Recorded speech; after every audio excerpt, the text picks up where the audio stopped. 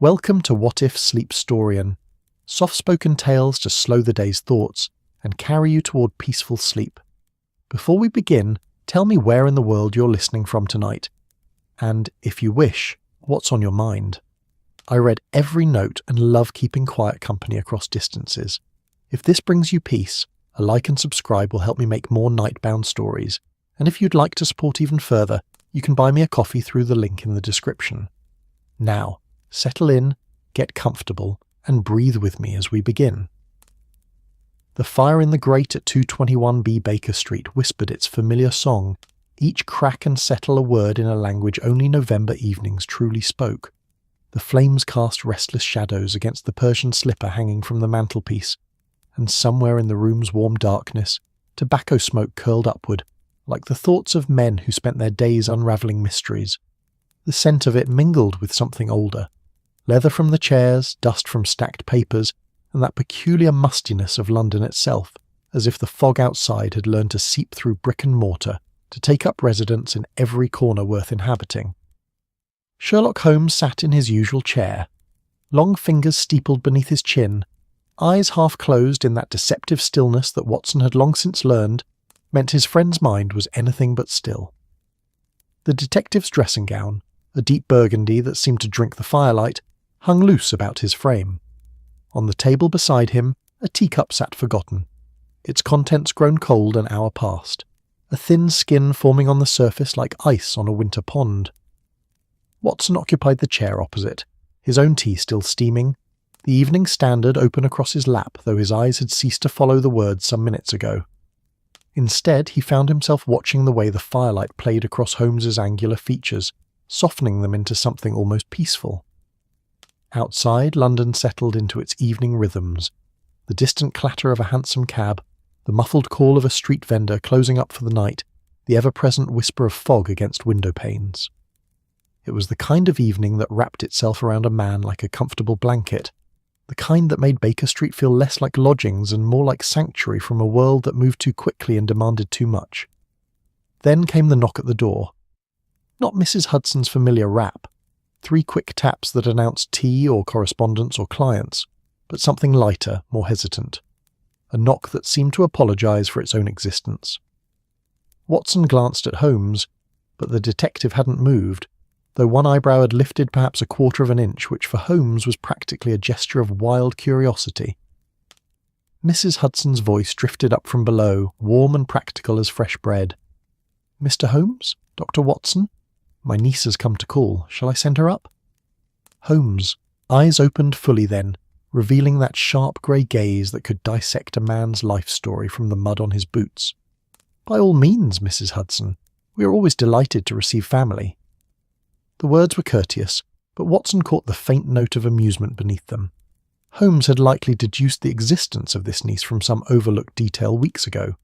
A stray comment from their landlady, perhaps, or a letter glimpsed on the hall table. Watson had long since ceased to be surprised by such things. Footsteps on the stairs, light and quick. Then the door opened to reveal a young woman of perhaps 25, her face flushed from the November chill, her cloak beaded with moisture from the fog. She had Mrs. Hudson's practical eyes, Watson noted, but they sat in a younger face, one that still expected the world to yield up wonders if only one looked hard enough. "Gentlemen," Mrs. Hudson announced with the pride of a woman introducing visiting royalty, "this is my niece, Miss Clara Bennet. Clara, dear, Mr. Sherlock Holmes and Dr. John Watson." Clara stepped forward, her hands twisting together in a gesture of nervous energy that seemed at odds with the determination in her eyes. "Mr. Holmes, Dr. Watson, forgive the intrusion at this hour. I have a most unusual request." Holmes gestured to the chair Watson immediately vacated, relocating himself to the ottoman by the fire. "Unusual requests are rather our specialty, Miss Bennet. Please sit. Would you care for tea? Though I confess Mrs. Hudson's stores are rather depleted at this hour." "I'll fetch a fresh pot," Mrs. Hudson said, but she lingered in the doorway, her own curiosity evident. Whatever Clara had come to ask, it seemed her aunt had not been forewarned. "Stay, Mrs. Hudson," Holmes said, his tone gentle but firm. "I suspect this concerns you as well." Clara settled into the chair, and in the firelight Watson could see she was trembling slightly. Not from cold, he thought. There was something else in her manner, something that spoke of excitement and trepidation in equal measure. "Mr. Holmes," she began, her voice steadier than her hands, "what do you know of spiritualism?" The question hung in the air like the tobacco smoke, curling and shaping itself into something the room had to accommodate. Watson felt his eyebrows rise. Of all the requests that might have emerged from this fog-wrapped November evening, he had not anticipated this. Holmes, however, merely smiled. That thin, knowing smile that suggested he'd anticipated the question hours ago and had simply been waiting for it to arrive. "I know," he said slowly, "that it is enjoying quite the fashionable moment among London society, that the journals are full of accounts of messages from beyond the veil, that there are perhaps 24 mediums operating in the city at present, their parlours packed with grieving widows and curious gentlemen who have misplaced their scepticism along with their common sense." "Holmes," Watson murmured, glancing at Clara's face. But Clara laughed, a bright sound that seemed to ease the tension in her shoulders. "You are direct, Mr. Holmes. My aunt warned me you would be, but that is precisely why I've come." She leaned forward, her eyes bright with something Watson couldn't quite name. "I don't want to be fooled. I want to know the truth." Mrs. Hudson moved then, settling herself on the edge of the settee, her hands folded in her lap in that way she had when she was preparing to hear something she wasn't certain she approved of. "Clara, dear, what is this about?" The younger woman took a breath, and Watson noticed she was holding something. A card. He realised that she'd been clutching so tightly the edges had begun to crumple. She smoothed it now against her skirt before offering it to Holmes. The detective took it with those clever fingers, holding it up to catch the firelight. "Madame Voltaire," he read aloud, his tone suggesting the name was both expected and faintly ridiculous. "Medium and spiritualist. Communications with the dear departed facilitated with discretion and sympathy."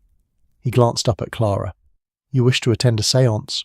"I wish," Clara said carefully, "to hold a séance. Here, in this room."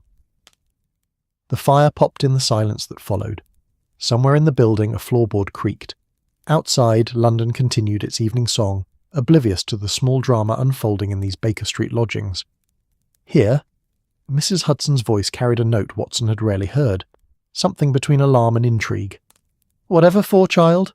Clara's hands twisted together again. "Aunt Martha, do you remember?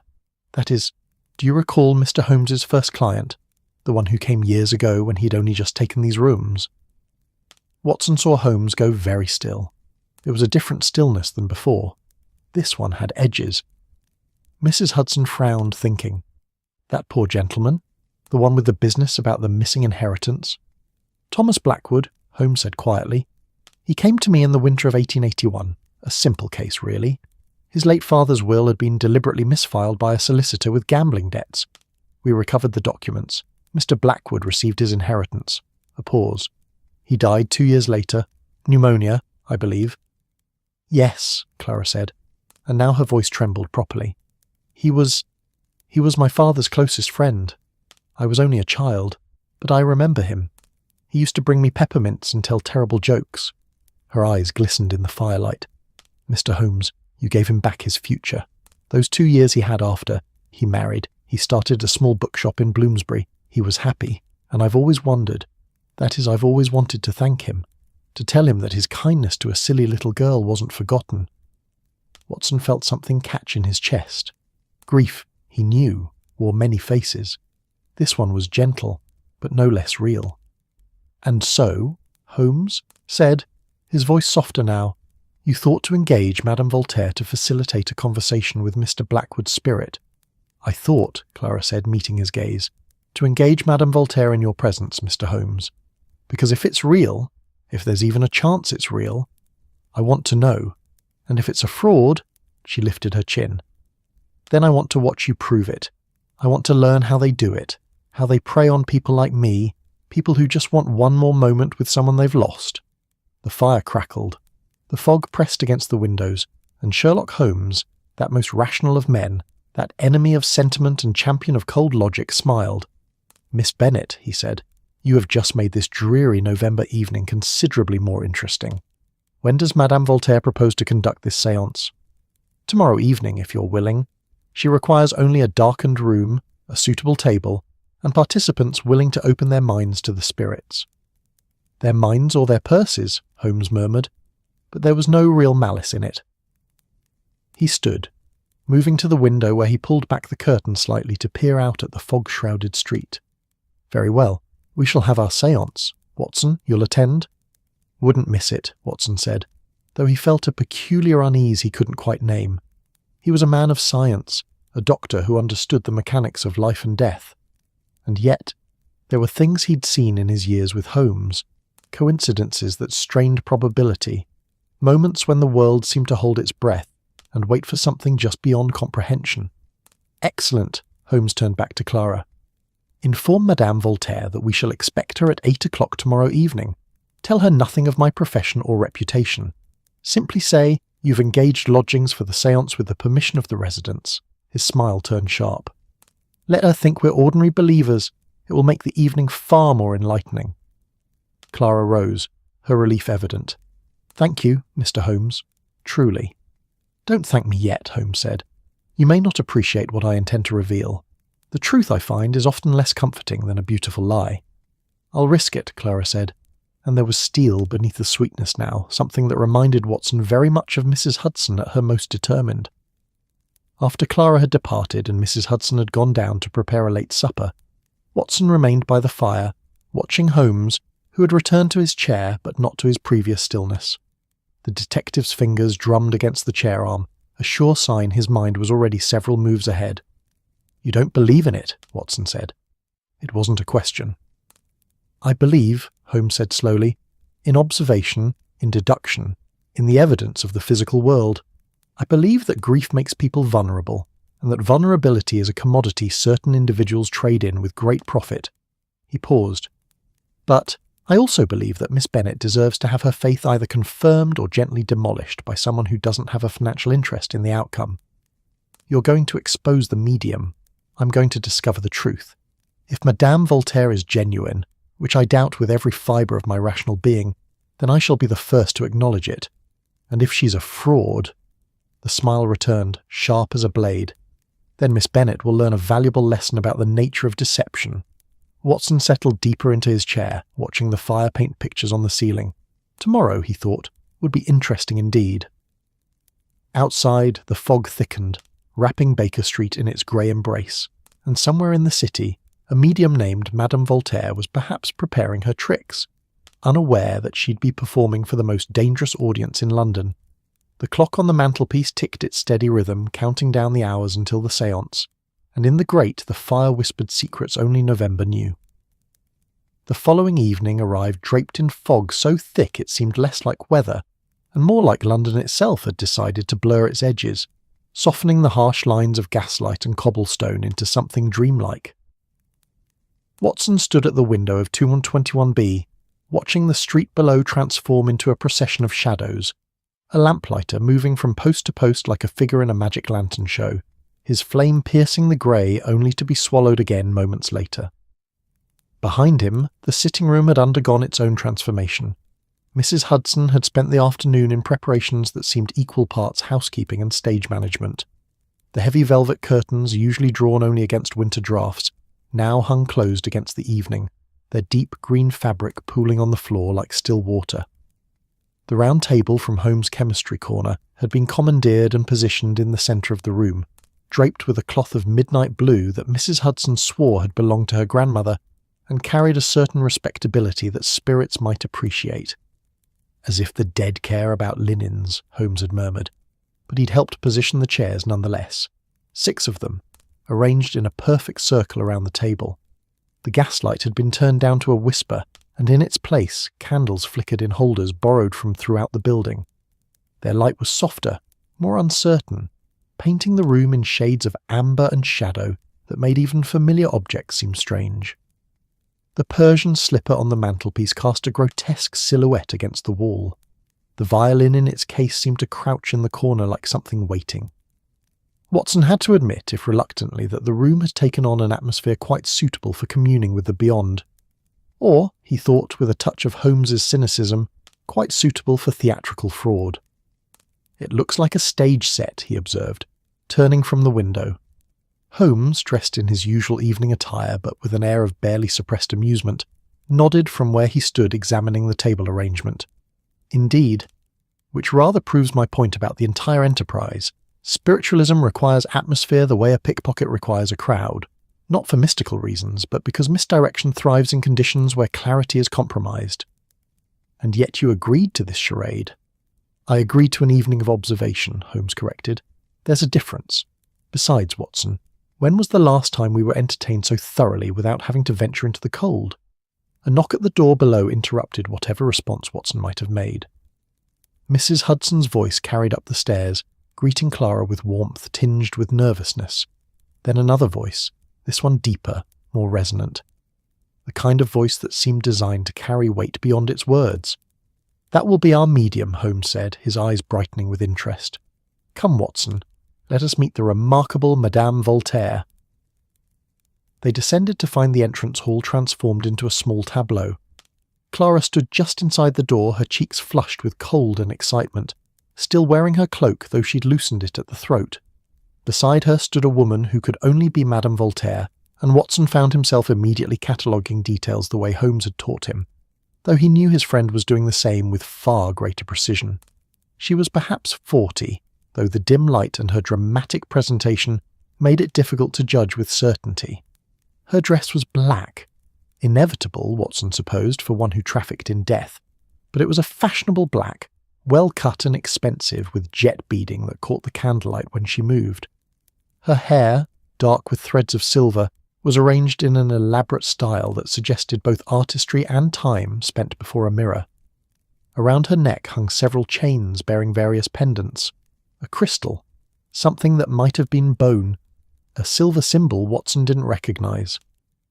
But it was her face that held his attention, strong-featured, with dark eyes that seemed to absorb light rather than reflect it, and an expression of serene confidence that spoke of someone who had learned to command a room through presence alone. She moved with deliberation, each gesture measured, as if she understood herself to be perpetually observed, and had shaped her very being around that understanding. "Mr. Holmes, Dr. Watson," Clara said, her voice quavering slightly with nervousness or excitement or both. "May I present Madame Geneviève Voltaire?" The medium inclined her head, a gesture that managed to be both regal and humble. "Gentlemen, thank you for opening your home to this evening's communion. The spirits are drawn to places of safety, of contemplation. Your rooms—" She paused, and her gaze swept the visible portions of the flat with what seemed like genuine appreciation. "They vibrate with intellectual energy. The veil is thin here." Holmes offered his most charming smile, the one Watson recognized as his harmless gentleman performance. "How fascinating.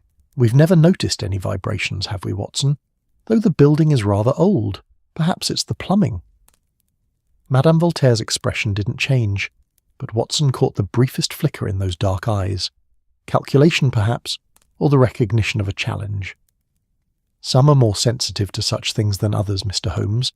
It is a gift not universally bestowed." "A blessing, I'm sure," Holmes replied smoothly.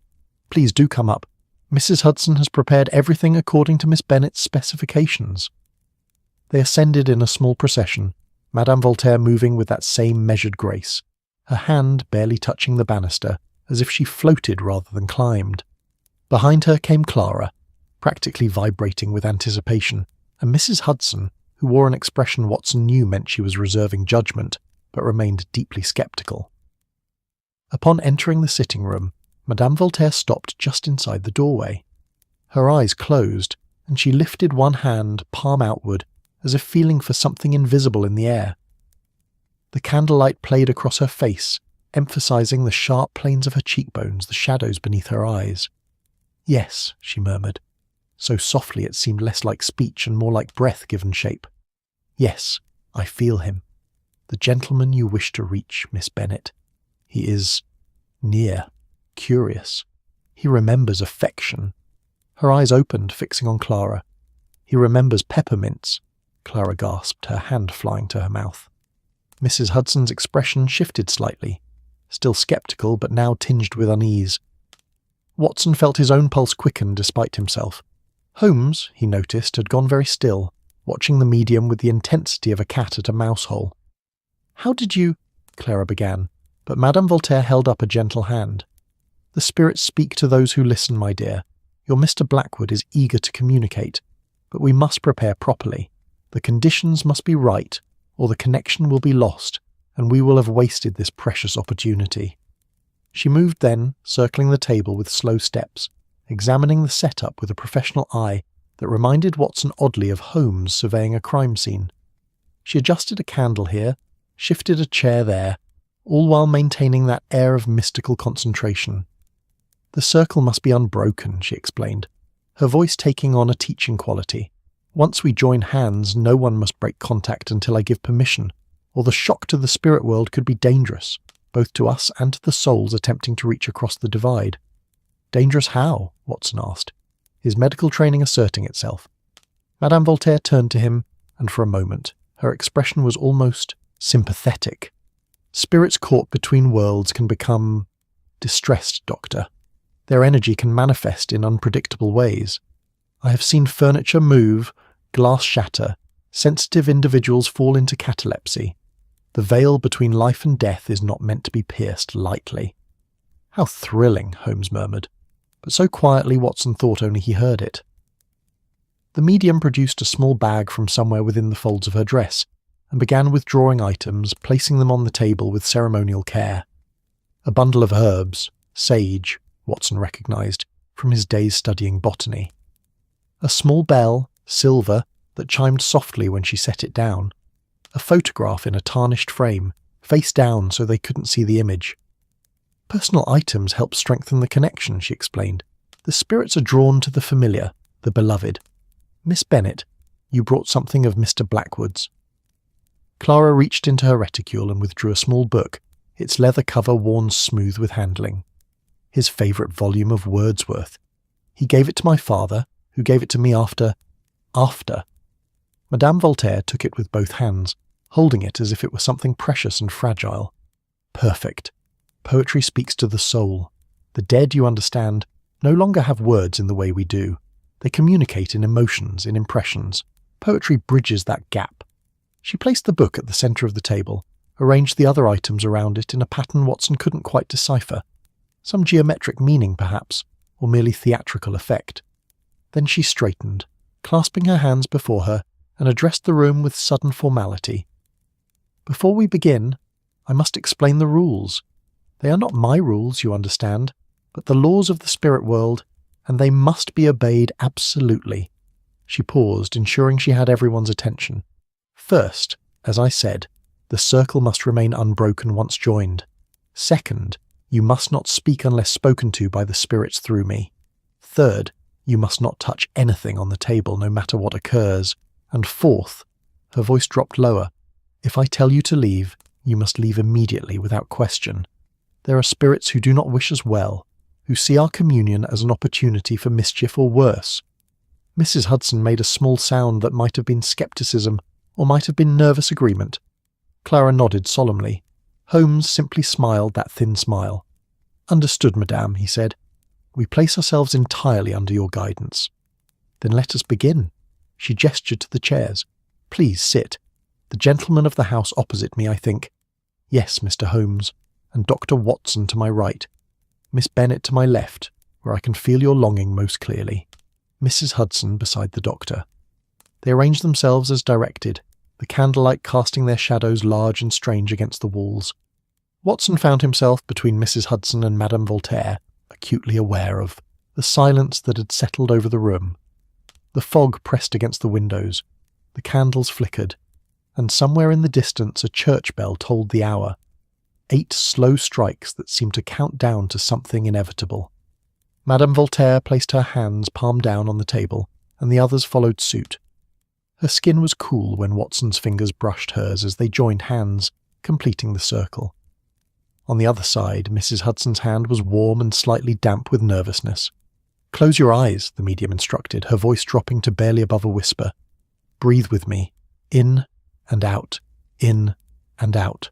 Feel the boundary between yourself and the world begin to soften. Feel the veil growing thin." Watson closed his eyes obediently, though he kept his other senses alert. He heard the soft breath of his companions, the crackle of candle wax, the whisper of fabric as someone shifted slightly. He smelled the sage, sharp and clean, and beneath it the familiar scents of Baker Street, tobacco, old books, the faint mustiness of London itself. "We call to Thomas Blackwood," Madame Voltaire intoned, her voice taking on a rhythmic quality. "We call to the one who crossed over too soon, who left love unfinished, gratitude unexpressed.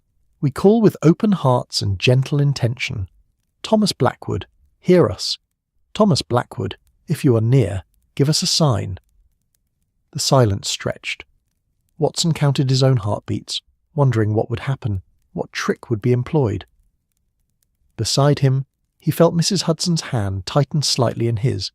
Then, so faint he almost thought he'd imagined it, came a sound.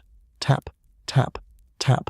3 soft knocks as if someone with gentle manners was requesting entry to a room already full of the living. Watson's eyes flew open to find Holmes staring directly at him across the table, his expression unreadable in the candlelight, and on the detective's face was something Watson had rarely seen there. Not fear, certainly, but perhaps the sharp attention of a mind encountering a puzzle it hadn't yet solved. The séance had begun.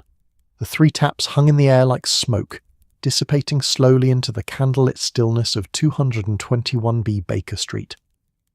Watson felt his heart perform an uncomfortable manoeuvre somewhere beneath his ribs, a skip and flutter that his medical training told him was merely adrenaline, the body's response to uncertainty, nothing more. And yet his fingers had tightened involuntarily around Mrs. Hudson's hand, and he felt her return the pressure with equal fervour. Madame Voltaire's eyes remained closed, her face composed in an expression of serene concentration. In the wavering light, she might have been a statue carved from pale stone, beautiful and remote. Only her lips moved, forming words so soft they were barely audible. "He's here," she whispered. "Thomas Blackwood has answered our call." Clara made a small sound, half gasp, half sob, and Watson saw tears gleaming on her cheeks, in the candlelight. Across the table, Holmes sat perfectly still, but his eyes were moving, cataloguing every detail with that raptor-like intensity Watson knew so well. The detective's gaze travelled from the medium's face to her hands, to the table surface, to the ceiling above them, mapping the room for sources of deception.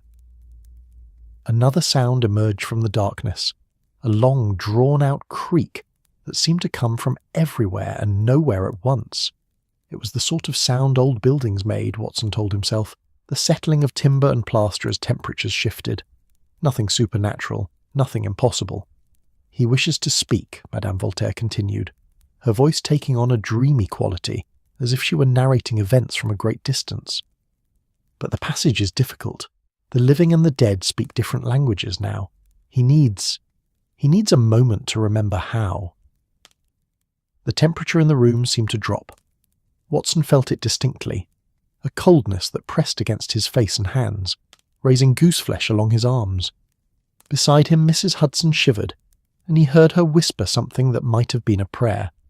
Then Madame Voltaire's head tilted back, her throat exposed, her mouth falling open. The transformation was remarkable. One moment she'd been herself, poised and controlled, and the next she seemed emptied out, a vessel waiting to be filled. Her hands, still joined in the circle, had gone rigid. When she spoke again, the voice that emerged was different. It was rougher, lower, with a peculiar hesitance, as if the speaker were testing unfamiliar machinery. "Clara, little Clara with the ribbons in her hair." Clara gasped properly now, both hands flying to cover her mouth before she remembered the circle and grasped frantically for Mrs. Hudson's and Madame Voltaire's hands again. "Mr. Blackwood, is it truly you?"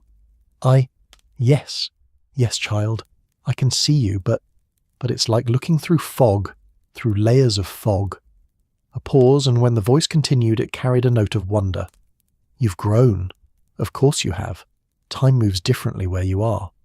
Watson found himself leaning forward despite his scepticism. The voice was convincing. He had to grant the medium that much. It carried emotion, uncertainty, the catch and stammer of genuine feeling. Or, he reminded himself firmly, of very skilled acting. "Mr. Blackwood," Clara said, her own voice breaking, "I wanted to tell you. I needed you to know. that those last years, after Mr. Holmes helped you, they mattered. Your kindness to me, to my family, it wasn't forgotten. It isn't forgotten." The voice that came from Madame Voltaire's mouth made a sound that might have been a laugh, or might have been a sob. "The bookshop. Do you remember the bookshop, Clara? The smell of it. Leather and paper and that peculiar dust that only accumulates on stories?" "Yes," Clara whispered. "You let me read anything I wanted. You said a curious mind was worth more than gold. I remember now. I remember. There was a cat, Orange, terrible mouser but excellent company. Named him Chaucer because he would sit and judge everyone who entered." A pause. "He's here, actually, with me. Spirits of all kinds cross over, it seems." Despite himself, Watson felt something catch in his throat. It was the details, he realised. The specific casual details that made the impossible seem suddenly plausible. An orange cat named Chaucer. The smell of an old bookshop. These weren't the grand pronouncements he'd expected from a fraudulent medium, but the small, forgettable particulars that made up a life. He glanced at Holmes and found the detective's expression had sharpened further. His friend's eyes had narrowed, and Watson could practically see the machinery of his mind working, testing hypotheses, discarding impossibilities. "Mr. Blackwood," Clara ventured, her voice steadier now, "what is it like? Where are you?" The voice hesitated. In the silence another sound emerged, a soft whistling, like wind through a gap, though all the windows were closed tight against the November fog. The candles flickered in unison, their flames bending towards some invisible current. "It's difficult to explain in words meant for the living. There's light, but not the kind you know. No sun, no moon, but we're not in darkness. And there are others here, so many others. Some I knew, most I didn't. We're all—" Another pause. "We're all waiting, I think. Though for what, I cannot say." Mrs. Hudson's hand had begun to tremble in Watson's. He squeezed gently, offering what comfort he could, though his own pulse was racing now. The room felt close, the air thick, as if something pressed against the boundaries of their little circle. "There's something else," the voice continued, and now it carried an urgency that raised the hair on Watson's neck. "Something I must tell you. The gentleman, the tall one with the clever eyes, Holmes, he's there, isn't he?" "I am here," Holmes said calmly, speaking for the first time since the séance began. His voice was steady, betraying none of the intensity Watson could see in his face. "You gave me hope, Mr. Holmes. When I came to you in that winter— God, was it only winter? It feels like a lifetime ago. I was desperate. My father's will, the inheritance that was rightfully mine, all of it tangled in legal deceit. You unravelled it in a week." 9 days, actually," Holmes said quietly. "But I'm pleased the resolution brought you peace. More than peace. It brought me life. Real life. I married Margaret. Did you know that? Perhaps Clara told you. We had 2 years together. 2 years of waking beside someone who made the world brighter. 2 years of building something, of mattering," the voice caught. "And then the pneumonia came and it was over so quickly." The temperature seemed to drop further. Watson's breath had begun to mist before his face, visible in the candlelight. This was wrong, he thought. Late November was cold, certainly, but not like this. Not this penetrating chill that seemed to emanate from within the room itself rather than from without. "I don't regret it," the voice said. "Even knowing how short the time would be, I wouldn't choose differently. You gave me that, Mr. Holmes. You gave me enough life to learn what living meant." "I merely recovered some documents," Holmes said, but his voice had softened slightly. "You built your life yourself, Mr. Blackwood." "Perhaps, but you—" The voice cut off abruptly. Madame Voltaire's body went rigid, her back arching slightly, her face contorting. A sound emerged from her throat, not words, but a low moan that spoke of distress or pain. "What's happening?" Clara asked, alarm cracking through her grief.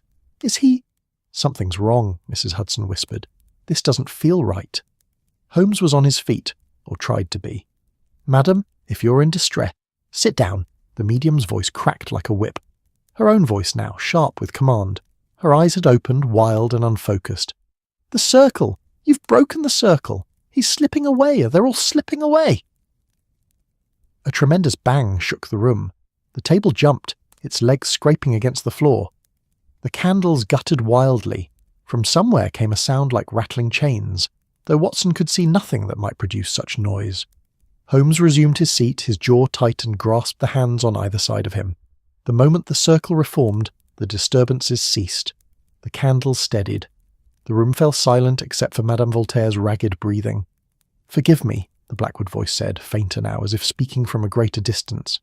"It takes such effort to maintain the connection, and there are others here, pressing close, wanting their chance to speak.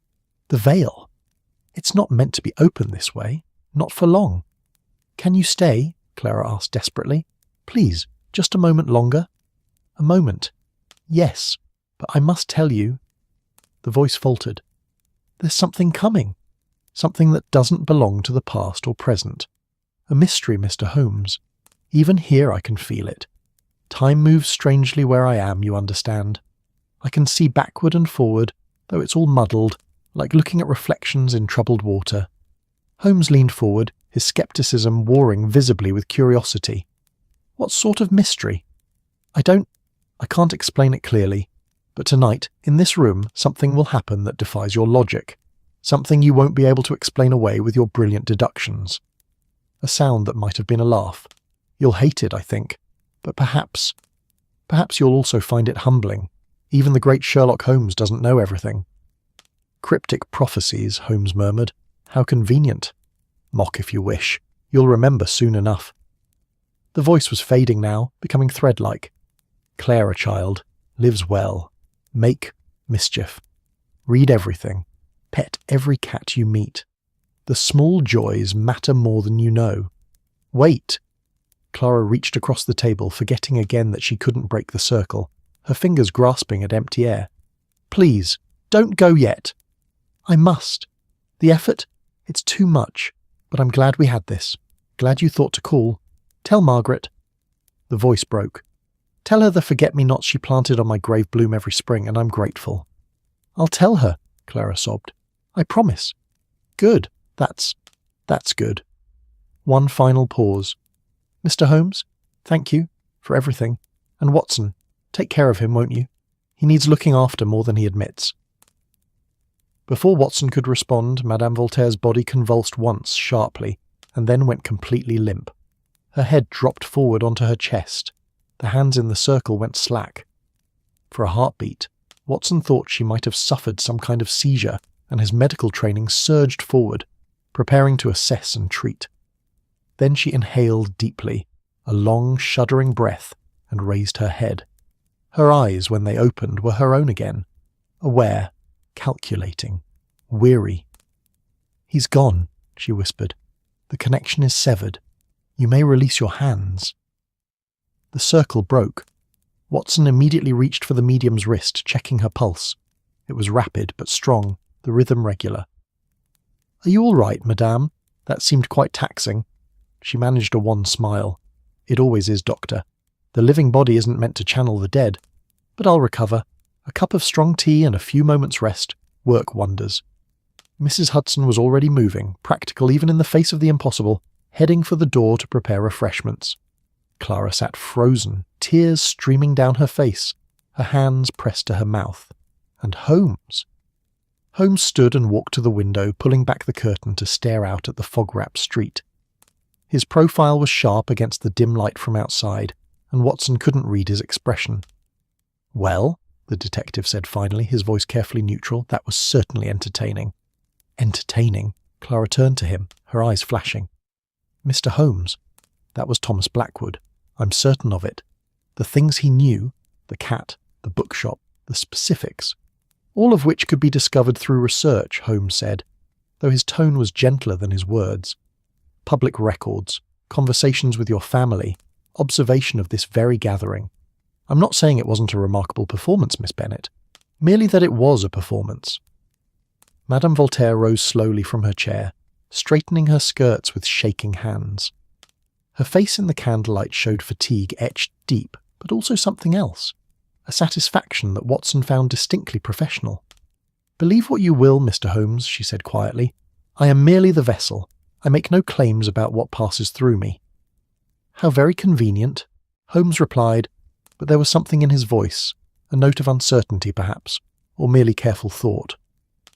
The atmosphere in the room had changed. The séance was over, but something lingered. a question, a presence, an unease that pressed against the edges of Watson's rational mind. Outside, the fog continued its ancient work of blurring London into mystery. Inside, the candles burned lower, and 5 people stood in a room that suddenly felt too small for all the questions it contained. Mrs. Hudson returned bearing a tea tray laden with cups, a steaming pot, and a plate of biscuits that seemed almost aggressively normal in the wake of what had just transpired. The homely clink of china against saucer, the familiar ritual of pouring and sweetening, served to anchor the room back toward the ordinary, though Watson noticed his own hands trembled slightly as he accepted his cup. The gaslight had been turned up, dispelling the shadows that had made the room feel like a threshold between worlds. Now 220 looked like itself again, cluttered and comfortable, full of the accumulated debris of 2 bachelors who valued books and pipes over housekeeping. The midnight blue cloth had been removed from the table, revealing its scarred wooden surface marked with chemical stains and knife marks from impromptu experiments. The transformation felt both reassuring and slightly disappointing, as if they'd returned from some foreign country only to find their own homeland smaller than memory had painted it. Madame Voltaire had settled into Holmes's chair with the air of someone who'd earned the privilege through exhaustion. She sipped her tea with evident gratitude, though Watson noticed she held the cup with both hands, as if needing its warmth to chase away a lingering chill. Clara sat beside her on the ottoman, still wiping at tears that refused to stop flowing, her face blotchy but radiant with something like joy. Holmes remained standing, positioned now near the fireplace where he could observe the entire room. He'd lit his pipe, and the familiar tobacco smoke curled upward, competing with the lingering scent of sage. Watson recognized the signs. His friend was preparing to lecture, to demonstrate, to dismantle. The detective's grey eyes had taken on that particular gleam that meant he'd solved the puzzle, and was merely waiting for the proper moment to reveal its solution. "Miss Bennet," Holmes began, his voice gentle but firm, "I believe I owe you an explanation." Clara looked up, her expression shifting from grief-touched contentment to wariness. "An explanation of what, Mr. Holmes?" "Of what you just witnessed, or more accurately, of what you were meant to believe you witnessed." He took a long draw on his pipe, then gestured with it toward Madame Voltaire, who had gone very still. "The séance you participated in was, I'm afraid, an elaborate deception. Skillfully executed, certainly. Perhaps the finest example I've encountered. But a deception nonetheless." The medium's face remained composed, but Watson saw something flash in her dark eyes. "Mr. Holmes, I understand you're a man of science and skepticism. Many cannot accept—" "Please," Holmes interrupted, not unkindly. "Let me finish. You'll have ample opportunity to defend yourself, though I suspect you're too professional to bother." He set down his pipe and moved to the table, running his fingers along its edge. "The performance began before you even entered this room, madame. In fact, it began the moment Miss Bennet first sought your services." Clara frowned. "I don't understand." "Of course not. That's rather the point." Holmes smiled, but it was his teaching smile, the one Watson had seen him use with Scotland Yard inspectors who needed their errors explained with patience. "Tell me, Miss Bennet, when you first contacted Madame Voltaire, what information did you provide?" I told her I wished to contact someone who had passed, Thomas Blackwood. I mentioned that he'd been helped by you years ago and that—" "Stop there." Holmes held up a hand. "You gave her a name, Thomas Blackwood, and you mentioned my involvement in his affairs. With those 2 pieces of information, what might a clever person discover?" Watson saw understanding begin to dawn on Clara's face, though she seemed reluctant to accept it. "The newspapers," she whispered. "Your cases are sometimes reported." "Precisely. My early cases especially were documented in various journals. The Blackwood inheritance case, while minor, was mentioned in the Telegraph in the spring of 1881. Any reasonably diligent researcher could find that article and learn the basic facts: the disputed will, the corrupt solicitor, the recovery of the inheritance." Holmes began to pace, his hands clasped behind his back. "From there, it would be child's play to learn more. Death records are public. Mr. Blackwood's obituary appeared in 1883, noting his marriage to Margaret Thornton and his occupation as a bookshop proprietor in Bloomsbury. The location of the shop would be listed in street directories." "But the cat," Clara protested, though her voice had lost its certainty. "How could she know about Chaucer?" "Did you visit the bookshop, Miss Bennet?" After Mr. Blackwood's death? Yes, several times, to pay my respects to his widow and because she faltered, because I loved the place. And during those visits, did you perhaps mention your childhood memories to Mrs. Blackwood? The peppermints, the permission to read freely, the general atmosphere of kindness. Clara's face had gone pale. I might have. Yes, I probably did. And Mrs. Blackwood, in her grief, likely shared her own memories. Her late husband's fondness for cats, the orange Tom he'd kept at the shop, who was useless for catching mice but excellent company, the whimsical name he'd chosen. Holmes's voice remained gentle but inexorable. You see, Miss Bennet, the details that seemed so impossibly specific were merely well-researched facts. Madame Voltaire, or more likely an assistant in her employ, spent time gathering information. They visited the bookshop, spoke with the widow, perhaps even chatted with neighbours who remembered Mr. Blackwood. By the time you sat at this table tonight, Madame knew more about Thomas Blackwood than you did. Madame Voltaire set down her teacup with deliberate care. You have quite an imagination, Mr. Holmes. I have quite an eye for detail, Holmes corrected. For instance, I noticed that your fingers, when Thomas Blackwood was speaking, were moving in a pattern, not randomly, but with purpose. You were counting, keeping time, ensuring your words matched precisely with sounds occurring elsewhere in the building. Watson leaned forward, fascinated despite himself. The knocking? The creaking? Accomplices? Holmes moved to the door and opened it, gesturing toward the corridor. Mrs. Hudson, would you mind stepping out here for a moment? Their landlady emerged from the kitchen, her expression hovering between curiosity and disapproval. Holmes led her to a section of wall adjacent to the sitting room and knocked firmly. The sound that echoed into their rooms was hollow, resonant. The walls here are thin, Holmes explained, and the building's plumbing runs through this corridor. A person standing here with, say, a length of metal pipe could produce knocks that would seem to emanate from within our room. The creaking was simply a floorboard beneath the carpet. I noticed Madame Voltaire's foot pressing down at the precise moment the sound occurred. He returned to the sitting room where Madame Voltaire sat with an expression of cool neutrality. The temperature drop was more ingenious. I confess it took me a moment to puzzle out, but then I noticed the draught from beneath the door increase significantly at that exact moment.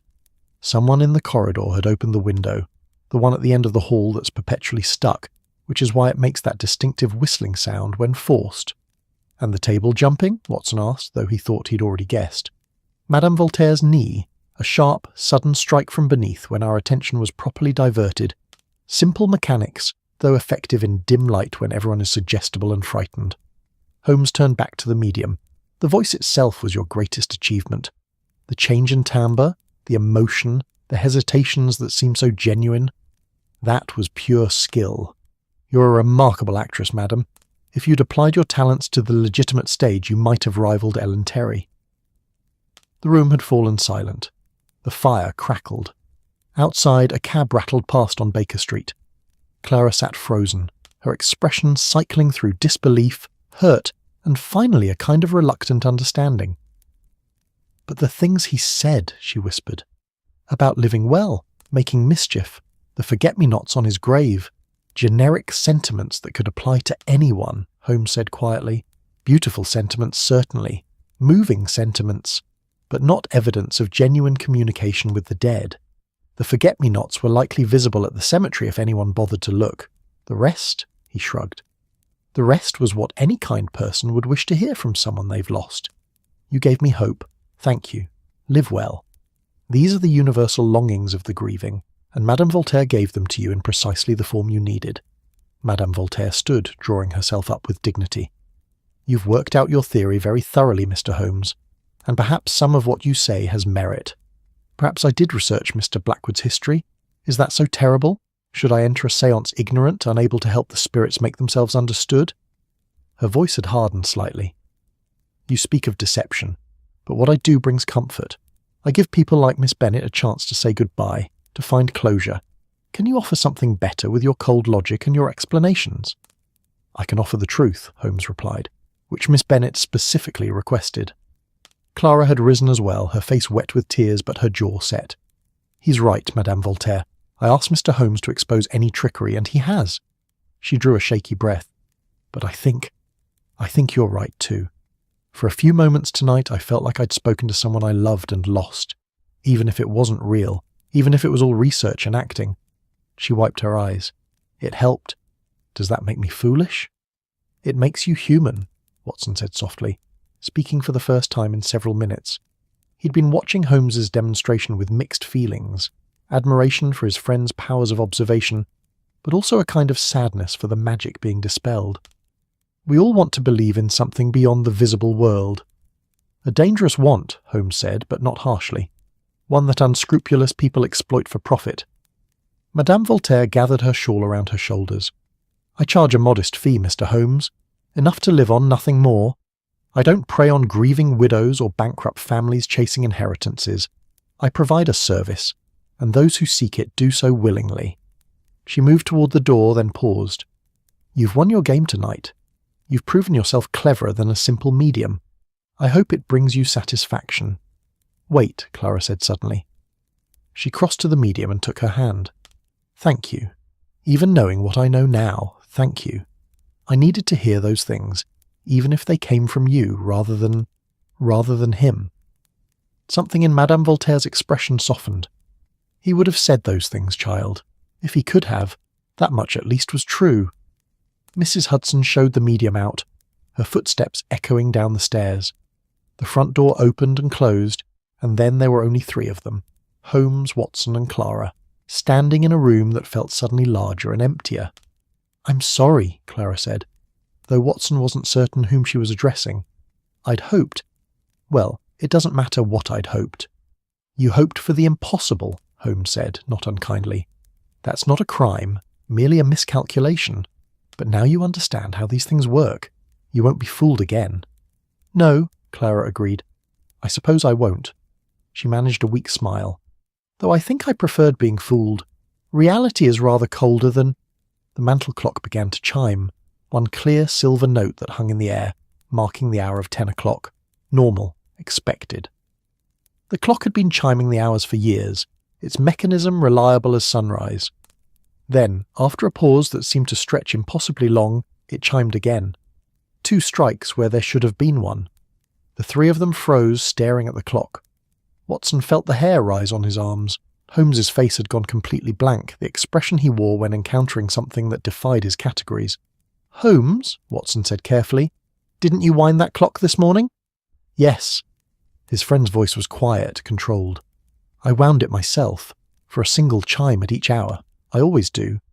Then how? I don't know. The admission hung in the air between them, more shocking than any séance trick.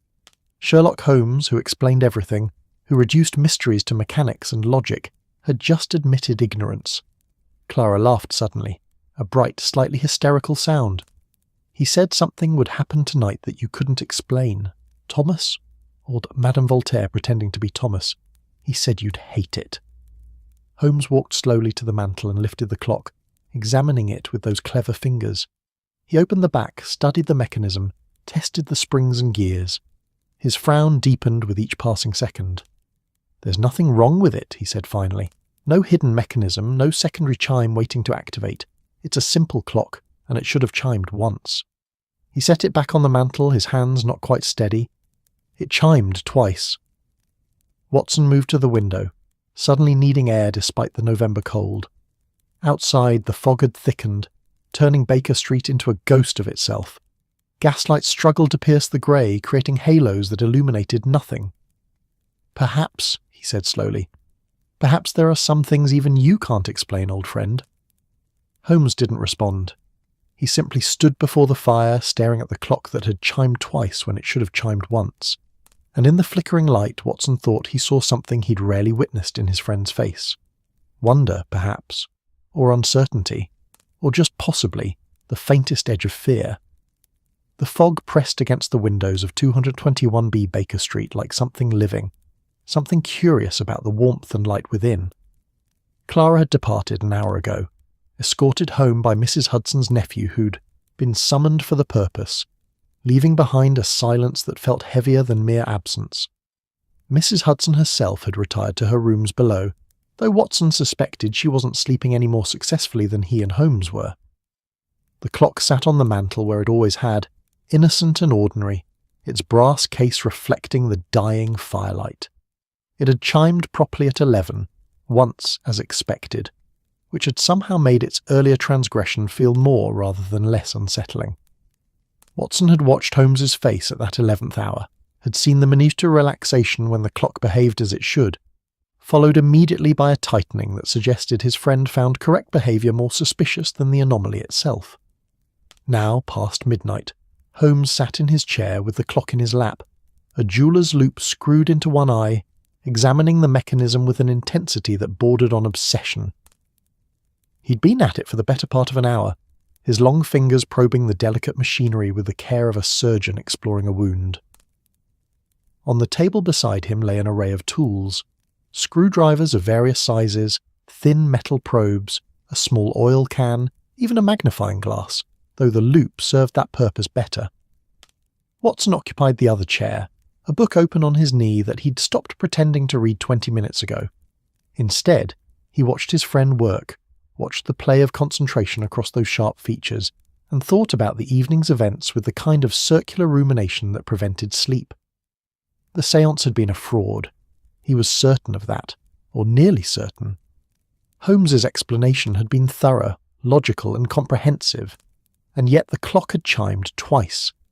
That fact sat in Watson's mind like a stone in a shoe, impossible to ignore, resistant to explanation. "Nothing," Holmes said finally, setting down the clock with a care that bordered on reverence. He removed the loop and rubbed his eyes, a gesture of weariness Watson rarely witnessed. "The mechanism is sound. Simple, reliable, entirely incapable of producing a double chime unless—" He trailed off, staring at the clock as if it might confess under the weight of his gaze. "Unless what?" Watson prompted. "Unless someone wound it incorrectly this morning, which I did not. Or unless some component failed in precisely the right way to produce an extra chime, which I can find no evidence of. Or unless—" He stopped again, his jaw tightening. "Unless it wasn't the clock," Watson finished quietly. "Unless the sound came from somewhere else." Holmes stood abruptly and walked to the window, pulling aside the curtain to stare out at the fog-wrapped street. "I examined every object in this room capable of producing a chiming sound. The mantel clock, the pocket watch in my dresser, even that infernal music box Mrs. Hudson insists on keeping in the hall. None of them could have made that sound. Perhaps someone in the building—" "I questioned Mrs. Hudson. She has no other clocks, no bells, nothing that chimes. And before you suggest it, I also checked with our neighbours. The Hendersons next door were at the theatre. The Clarksons above us are in Bath visiting family. The building was empty except for us, Mrs. Hudson, and Clara." Watson watched his friend's reflection in the dark glass, saw the frustration etched in the set of his shoulders. "You're certain it wasn't part of Madame Voltaire's tricks? Some delayed mechanism? If it were, it would be the most sophisticated device I've ever encountered. A mechanism that could produce a sound indistinguishable from our specific clock, timed to activate after she'd already left the premises, with no visible component left behind." Holmes shook his head. "No. If the medium had that level of skill, she'd be working for governments, not conducting séances in Baker Street sitting rooms." The fire crackled, sending up a small shower of sparks. Watson added another log, watching it catch and begin to burn with that peculiar beauty fire possessed. Destruction that gave light and warmth. "What did you make of her prediction?" he asked. "Madame Voltaire, speaking as Blackwood, he said something would happen that you couldn't explain." "A safe prediction when speaking to a skeptic," Holmes replied, but his tone lacked conviction. "If nothing inexplicable had occurred, I would have dismissed the comment as theatrical nonsense. Because something did occur, it seems prophetic, basic confirmation bias. And yet you can't explain it. Not yet." Holmes turned from the window, and in the firelight his face looked younger somehow, more vulnerable. "Watson, in all our years together, have I ever admitted defeat before a mystery?" "Not admitted, no. Though there have been cases you couldn't solve. Couldn't solve it completely, perhaps, but I always understood the mechanism, even if I couldn't prove it or identify the culprit. This—" he gestured at the clock. "This is different. There's no mechanism I can identify. No rational explanation presents itself." Watson closed his book, setting it aside. "Then perhaps the explanation isn't rational." The words hung between them, dangerous and tempting. Holmes's expression shifted through several emotions too quickly for Watson to catalogue. Scepticism, anger, consideration, and finally something that might have been fear. "You're suggesting the séance was genuine," Holmes said flatly. "That Thomas Blackwood's spirit somehow caused the clock to chime as a— what? A demonstration, a proof of existence beyond death." "I'm suggesting," Watson said carefully, "that we don't know everything, that there might be phenomena science hasn't yet explained. You've always said that when you eliminate the impossible, whatever remains, however improbable, must be the truth. I've also said that nothing is impossible until proven so, and I have yet to see proof of any supernatural occurrence that couldn't be explained by natural means once properly examined." But Holmes's voice lacked its usual certainty. He moved to his desk, rifling through papers until he found what he sought, a small leather journal, its pages filled with his precise handwriting. "What's that?" Watson asked. "My casebook from 1881. I keep detailed records, as you know." Holmes opened to a page roughly a third of the way through. "Here, the Blackwood case. Let me refresh my memory about our first client, since he's apparently so interested in communicating with us." Watson rose and moved to stand behind Holmes, reading over his friend's shoulder. The familiar handwriting marched across the page in neat columns. Client: Thomas Blackwood, age 34. Residence: temporary lodgings, Marylebone. Profession: none currently. Previous employment as clerk terminated due to financial difficulties. Problem: disputed inheritance. My father died 6 months ago. Will allegedly filed with solicitor Jeremiah Crane, but no record can be found. Brother claims no will exists. Seeks to inherit the entire estate under laws of intestacy. Holmes continued reading aloud. Visited Crane's offices. Found solicitor in financial distress. Gambling debts evident from condition of premises and personal appearance. Confronted Crane with evidence of misfiling. Crane confessed to hiding will at brother's behest in exchange for payment of debts. Will recover. Brother and solicitor both prosecuted. Client's inheritance restored. Simple enough, Watson observed. As you said at the time, you are hardly worthy of your talents. Yes, but look here.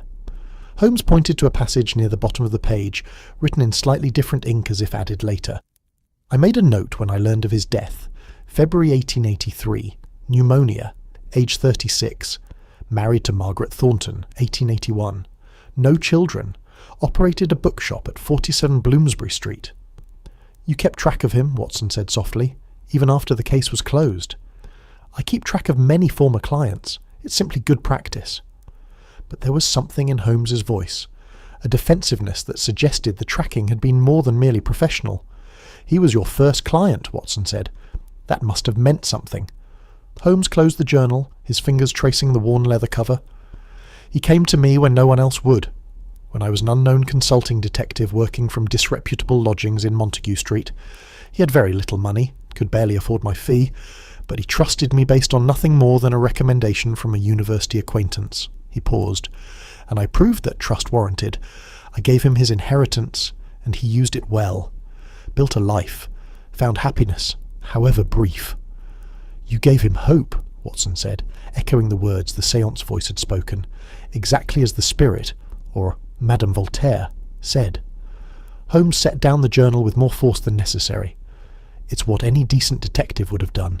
There's nothing supernatural about competent investigation. No, but there might be something supernatural about a man returning from death to express gratitude. Watson moved to the fireplace, warming his hands, though he wasn't particularly cold. Holmes, what if we're approaching this from the wrong angle? What if the question isn't whether the séance was genuine, but why it happened at all? I don't follow. Clara wanted to thank Blackwood for his kindness. You exposed Madame Voltaire's tricks as requested. Justice was served, truth revealed, and then— Watson gestured at the clock. Then something inexplicable occurred. Not during the séance itself, but after. After the fraud was exposed and everyone had relaxed. Almost as if the genuine article wanted to be distinguished from the counterfeit, Holmes finished, his voice barely above a whisper. He was staring at the clock again, his expression unreadable. You're suggesting that Thomas Blackwood's spirit, or ghost, or whatever term you prefer, waited until the trickery was revealed before manifesting in a way that couldn't be dismissed as part of the performance. I'm suggesting it's one possible explanation, and given that you have no other explanation—" Holmes was quiet for a long moment. The fire burned lower. Outside, the fog had grown so thick that the gaslight across the street was barely visible, just a dim suggestion of illumination in the grey. When he spoke again, his voice was different, softer, more thoughtful. "When I was at university," he said, "I attended a lecture on spiritualism. This was before it became quite so fashionable, when it was still considered largely an American eccentricity. The lecturer was a physicist who'd spent years investigating mediums, trying to find scientific evidence of life after death." "Did he find any?" Watson asked. "No, he found fraud after fraud after fraud, tricks with hidden wires and accomplices and chemical reactions that produced eerie lights in darkness. And at the end of his lecture, someone asked him if he still believed in the possibility of life after death, given all the deception he'd uncovered. Holmes smiled faintly at the memory. He said yes. He said that the existence of counterfeit money didn't prove genuine currency didn't exist. It merely proved that something was valuable enough to be worth faking. Watson felt something shift in his chest. "You've never told me that story." "I'd forgotten it, or perhaps chose to forget it. It's easier to dismiss everything than to admit the possibility that some small portion might be real." Holmes picked up the clock again, cradling it almost tenderly. "Thomas Blackwood was a good man, Watson. Honest, decent, genuinely grateful for the help I provided. If there were any person whose spirit I might believe capable of reaching across death to communicate—" He trailed off, shaking his head. "But that way lies madness. Once you start believing in ghosts, where does it end?" "Perhaps it ends with admitting we don't understand everything," Watson suggested. "Perhaps it ends with a bit of humility," Holmes laughed, a short, sharp sound. "Madame Voltaire said something similar. She said I'd find it humbling. I'm beginning to suspect she was right, which annoys me considerably." Watson checked his watch. Nearly 1 in the morning. The sensible thing would be to go to bed, to sleep, to face the mystery fresh in daylight. But he found himself saying instead, "We could visit the cemetery." Holmes looked up sharply. "What?" "Blackwood's grave. The séance mentioned forget-me-nots planted by his widow. If we're investigating this properly, shouldn't we examine all the evidence, including the grave itself?" For a moment Watson thought Holmes would dismiss the idea as foolish sentiment, but then the detective stood, setting down the clock with careful precision. "Get your coat," he said, "and your revolver. I don't believe in ghosts, but I do believe in grave robbers and other miscreants who haunt cemeteries at night." 20 minutes later, they were standing in the fog-wrapped street outside 221B, the cold seeping through their coats despite the wool and the scarves Mrs. Hudson had insisted they wear. A hansom cab materialized from the grey like something from a dream, its horse's breath visible in the chill air, its driver hunched and anonymous on his perch. "Brompton Cemetery," Holmes told him, climbing beside Watson. "The main gate." The drive through nighttime London was like travelling through a world half erased. The fog transformed familiar streets into alien landscapes, buildings looming and receding like ships in a harbour. They passed few other souls. A policeman on his rounds, his lantern a tiny sun in the greyness. A woman in a doorway, her profession evident even through the obscuring mist. A group of young men stumbling home from some club or public house, their laughter sharp and strange in the muffled air. Watson found his mind drifting to considerations of mortality, of the thin line between presence and absence. How many people filled London's cemeteries? How many lives lived and ended, reduced to names on stones that would themselves eventually crumble and be forgotten? And if even one of those souls remained somehow aware, somehow capable of reaching back to the world of the living, what would they say? What messages were important enough to bridge that ultimate divide? The cemetery gates loomed out of the fog, iron and imposing, locked against the night. Holmes paid the driver and they stood for a moment, regarding the barrier between them and their goal. "We're going to break into a cemetery in the middle of the night," Watson observed. "This is a new low, even for us." "We're investigating," Holmes corrected. "There's a difference. Besides, it's not truly breaking in if we don't damage anything." He was already moving along the fence line, his dark figure barely visible in the fog.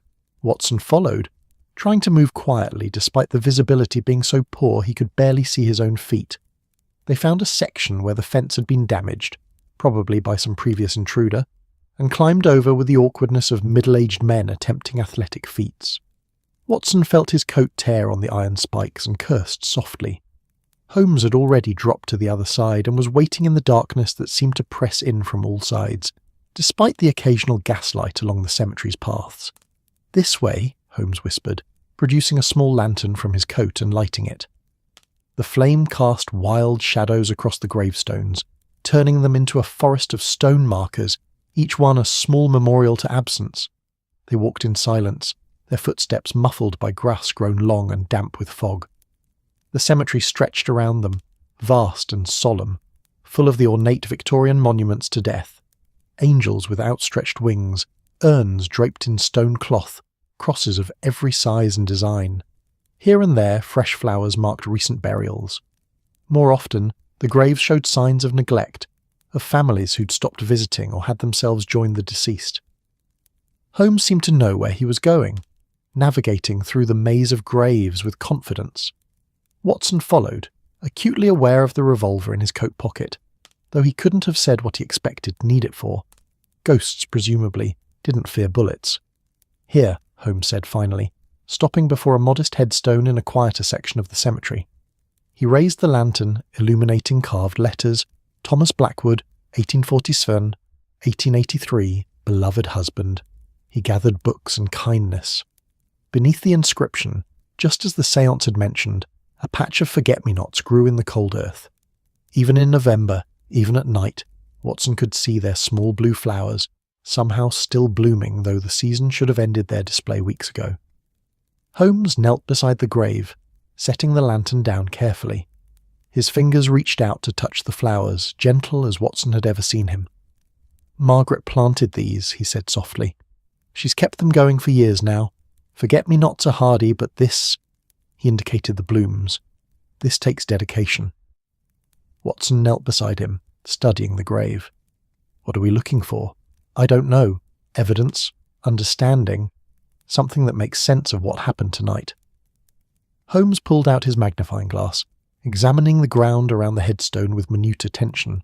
Any disturbance in the earth, any sign that someone's been tampering with the site, anything that might explain— He stopped abruptly. His hand had frozen in mid-motion, the magnifying glass catching the lantern light. "What is it?" Watson asked. Holmes said nothing.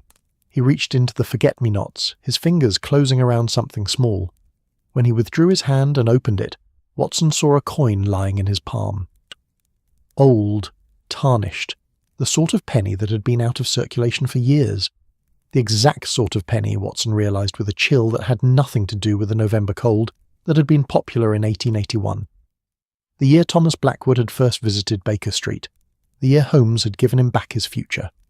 "It's probably nothing," Watson said, though his voice lacked conviction. "Someone dropped it, or—" "Look at the date," Holmes interrupted, angling the coin to catch the light. Watson looked. The penny was dated 1881, and pressed into the soft metal, barely visible but definitely there, were two words scratched in a careful hand. "Thank you." The fog pressed closer. The lantern flickered. And somewhere in the vast darkness of Brompton Cemetery, surrounded by the silent testimony of 100,000 dead, two rational men knelt before a grave and wondered if perhaps, just perhaps, the impossible might sometimes be true. The penny sat on Holmes's desk like an accusation, its tarnished surface catching the early morning light that struggled through the fog-wrapped windows of 221B. Watson had been staring at it for the better part of an hour ever since they'd returned from the cemetery, cold and unsettled and no closer to understanding than when they'd left. The words scratched into its surface, "Thank you," seemed to mock every rational explanation he tried to construct. Holmes, for his part, had barely spoken since pocketing the coin at the graveside. They'd climbed back over the cemetery fence in silence, found another cab through streets that seemed determined to remain wrapped in grey obscurity, and returned to Baker Street with the careful quiet of men who'd witnessed something they couldn't yet name. Mrs. Hudson, bless her, had left tea and cold meat on the sideboard before retiring, and they'd eaten without tasting, drunk without finding warmth, and now sat in chairs that suddenly felt less comfortable than they had for years. The clock on the mantel ticked its steady rhythm. Once, Watson caught himself counting the seconds, waiting for some impossible sound that didn't come. The clock behaved itself perfectly, as if the previous evening's transgression had been a dream or a delusion shared between tired men who'd let atmosphere overcome sense. Except for the penny. The penny was real, solid, impossible to dismiss. It could have been placed there at any time, Watson said finally, breaking the silence that had grown too heavy to bear. By anyone. Margaret Blackwood visits the grave regularly. She might have left it as a memorial, or a groundskeeper, or— The inscription is fresh, Holmes interrupted quietly. His eyes remained fixed on the coin, his long fingers steepled beneath his chin. You can see where the metal's been disturbed, not aged, not weathered by years of exposure. The scratches are bright, Watson, recently, within days, not years. Then Margaret Blackwood would have no reason to hide such a token beneath the flowers where it might never be found. If she'd left a penny as a memorial, she would have placed it on the headstone itself where visitors could see it. Holmes finally looked up, and Watson was startled by the exhaustion in his friend's face. No, this was meant to be hidden, meant to be discovered only by someone searching carefully, someone like us. Watson rose and moved to the window, needing to see something beyond the confines of this room, with its mysterious penny and its twice-chiming clock. The street below was beginning to wake, a milk cart rattling past, a maid scrubbing steps, the lamplighter making his rounds in reverse, extinguishing the gaslights as dawn crept through the fog. Normal people engaged in normal activities, untroubled by questions of mortality and meaning. "We're investigating this the wrong way," he said, watching a grocer arrange his wares on a cart. "We're trying to prove or disprove the supernatural as if it's a binary question, but what if it's something else entirely? Such as—" Holmes's voice carried interest despite the weariness. "Such as meaning, connection, memory." Watson turned from the window, trying to organise thoughts that felt slippery, resistant to words. "Thomas Blackwood was your first client. He trusted you when you were unknown, unproven. You helped him, and that help gave him 2 years of genuine happiness before his death. That matters, Holmes. Perhaps it matters enough that the universe itself, or God, or whatever force governs such things, wants to acknowledge it."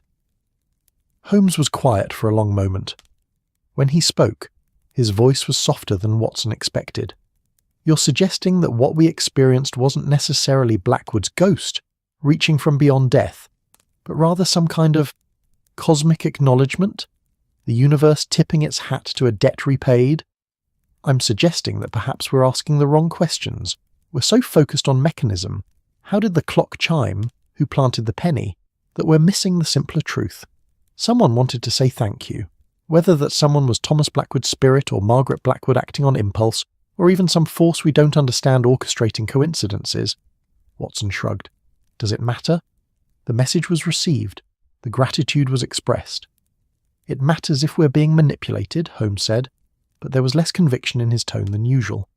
"It matters if Madame Voltaire planted that penny herself, as part of an elaborate confidence trick meant to convince Miss Bennet that—" "Madame Voltaire left before the clock chimed," Watson interrupted, "and I doubt very much she broke into Brompton Cemetery to plant evidence on the off chance we'd visit the grave in the middle of the night." Holmes stood abruptly and began to pace. That restless energy Watson knew signalled deep thought. "Then we're left with 3 possibilities. 1. The events are genuine supernatural, phenomena which contradicts everything I understand about the physical world. 2.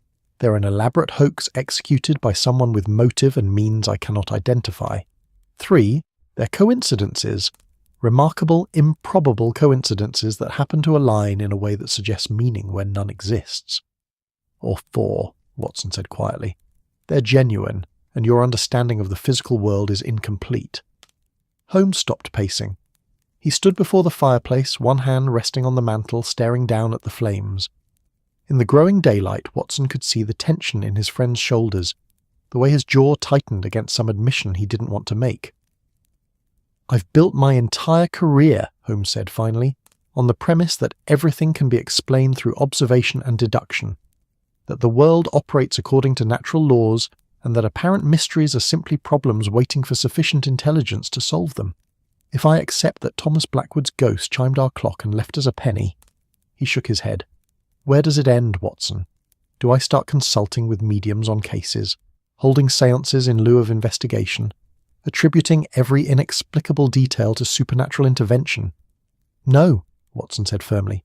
You continue doing exactly what you've always done, investigating, observing, deducing. You simply accept that occasionally, very occasionally, you might encounter something that doesn't fit neatly into your categories. That doesn't mean abandoning reason. It means expanding your definition of what's possible. The trouble with expanding one's definition of the possible, Holmes muttered, is that it never contracts again. Once you've admitted ghosts might exist, every creaking floorboard becomes suspect. Watson couldn't help but smile.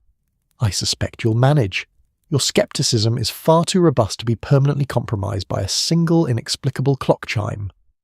A knock at the door interrupted whatever reply Holmes might have made. Mrs. Hudson entered bearing fresh tea and the Morning Post, her expression suggesting she'd noticed their unusual wakefulness, but was too tactful to comment. She set down the tray, collected the previous evening's dishes, and paused at the door. "Will you be wanting breakfast, gentlemen? You both look as though you've been up all night." "We have been," Watson admitted, "and yes, Mrs. Hudson, breakfast would be most welcome." After she'd departed, Holmes sorted through the post with mechanical efficiency. Bills, advertisements, a letter from Mycroft that he set aside unopened. Then his hand stilled on a cream-coloured envelope, good quality paper, addressed in an elegant feminine hand. "It's from Margaret Blackwood," he said, studying the envelope as if it might reveal its contents through observation alone. "I recognise the stationery. She sent me a note after her husband's death, thanking me for the help I'd provided him." "Are you going to open it?" Watson asked when Holmes continued to simply hold the envelope. "I'm considering the implications." Holmes turned it over, examining the seal. "If this letter mentions the penny, or the grave, or anything connected to last night's events, then we have evidence of human agency behind at least some of what occurred. If it doesn't—" He broke the seal decisively. "Then we're no worse off than we were." Watson watched his friend's face as he read, saw the expression shift, surprise, puzzlement, something that might have been wonder or might have been dismay. When Holmes finished, he handed the letter to Watson without comment. The handwriting was indeed elegant, educated, the hand of someone who'd been raised with proper schooling and maintained the practice. Watson read, "Dear Mr. Holmes, I hope this letter finds you well. I am writing regarding a matter that may seem strange, but I trust you will understand given your unique profession and perspective. Last evening I experienced a most vivid dream about my late husband, Thomas. He appeared to me as clearly as if he was standing in my sitting room, and he spoke with such insistence that I woke up with the words still ringing in my mind. He told me that he had visited Baker Street, that he had tried to express his gratitude for all you did for him, and that he feared his message had been lost in confusion and skepticism. I am not typically one for spiritualism or mystical thinking, Mr. Holmes. My husband and I were both practical people, believers in what could be seen and measured. Yet this dream felt different, not the confused imagery of ordinary sleep, but something clearer, more purposeful. Thomas asked me to tell you 3 things. First, that the 2 years you gave him were the happiest of his life, and he has carried that gratitude beyond death itself. Second, that you should not torture yourself trying to explain what cannot yet be explained. Some mysteries, he said, are meant to remain mysterious. And third, that the forget-me-nots I planted at his grave bloom out of season because I tend them with love, and love, he insists, has properties that defy botany. I share this not to convince you of anything, but because if even a portion of this dream was real, if Thomas truly found a way to reach me in order to reach you, then I would be failing him not to deliver his message. With deep respect and enduring gratitude, Margaret Blackwood Watson read the letter twice, then set it down carefully on the desk beside the penny. The coincidence was extraordinary. Mrs. Blackwood writing on the very night they'd visited the grave, dreaming of her husband on the same evening a séance had been conducted in his name. It strained credulity to breaking, and yet... She had no way of knowing about the séance, Watson said, or our visit to the cemetery. She couldn't have known we'd need this letter, couldn't have timed it so perfectly unless there's no timing involved, Holmes finished. Unless somehow, through means I cannot begin to explain, Thomas Blackwood did visit Baker Street last evening, did attempt to communicate, and did reach out to his widow when he realised his message might be dismissed as trickery. He picked up the penny again, turning it over in his fingers. Some mysteries are meant to remain mysterious. Is that surrender or wisdom? Perhaps both, Watson suggested. Perhaps accepting mystery doesn't mean abandoning investigation. It simply means acknowledging that some questions don't have answers we can reach with the tools available to us. Holmes moved to the window where Watson had stood earlier, looking out at the street that was now fully awake. A flower seller had set up her cart on the corner, her blooms bright spots of colour against the grey stone and grey fog. Life continued, regardless of whether two men in Baker Street understood the nature of death and what might lie beyond it. "I've spent my entire adult life," Holmes said quietly, "believing that I could solve any puzzle given sufficient data and time, that the universe was fundamentally comprehensible, that every effect had a discoverable cause. It's been the central organising principle of my existence. And now," Watson prompted gently, "now I find myself holding a penny that shouldn't exist, having heard a clock chime in a way it couldn't, reading a letter that arrives with impossible timing." He turned from the window, and Watson was struck by how young his friend looked in that moment, not the ageless detective of Baker Street, but simply a man confronting the limits of his understanding. "And I find that rather than feeling defeated, I feel curious, humbled, as Madame Voltaire predicted, but also curious." "Curious about what?" "About everything. If Thomas Blackwood can reach across death to say thank you, what else might be possible? What other assumptions have I made that might be incorrect?" Holmes smiled, and it was genuine, even warm. "You were right, Watson. I've been asking the wrong questions. Instead of demanding to know how these things happened, perhaps I should simply accept that they did, and consider what that means." Mrs. Hudson returned with breakfast, eggs and toast, sausages, marmalade and fresh butter that was probably extravagant but welcome after the long night. They ate in companionable silence, and Watson found the food restored him in ways that went beyond mere nutrition. There was something healing about simple acts, ordinary rituals, the continuation of a life in the face of mystery. After breakfast, as they sat with fresh tea and the fog finally began to lift outside, Holmes spoke again. "I think I owe Miss Bennet an apology." Watson raised an eyebrow. "For exposing Madame Voltaire's tricks. But that's what she asked for. For my dismissiveness afterward. For suggesting that reality was colder than illusion, when perhaps reality is stranger and richer than I'd been willing to acknowledge." Holmes stood, stretching muscles that had been still too long. "I think I'll write to her. Explain what we discovered, or rather, what discovered us. She deserves to know that while Madame Voltaire was indeed a fraud, something genuine may have been attempting to reach her nonetheless." "She'll appreciate that," Watson said. "I think she was caught between wanting to believe and wanting to be rational. You can offer her a third option. Being rational enough to accept that belief might sometimes be warranted." Holmes moved to his desk and began composing the letter, his pen moving with that swift efficiency that characterized everything he did. Watson watched for a moment, then returned his attention to the penny still sitting where Holmes had left it. The scratched words were clearly visible in the morning light. "Thank you," carved into metal with patience and purpose. He thought about Thomas Blackwood, that first client who trusted an unknown detective with almost no reputation and very little money. He thought about the inheritance recovered, the bookshop opened, the marriage to Margaret, the brief flowering of happiness before pneumonia had ended it all. 2 years. Just 2 years of joy built on the foundation Holmes had helped construct. Was it enough to justify reaching back from death? To attempt communication across the ultimate divide? Watson thought it might be. In fact, he thought it might be exactly the sort of thing worth crossing over for.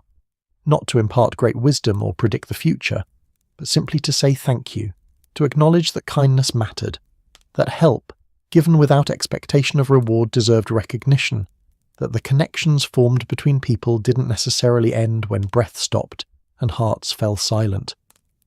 "Holmes," he said suddenly, interrupting his friend's writing, "do you remember what Blackwood said during the séance?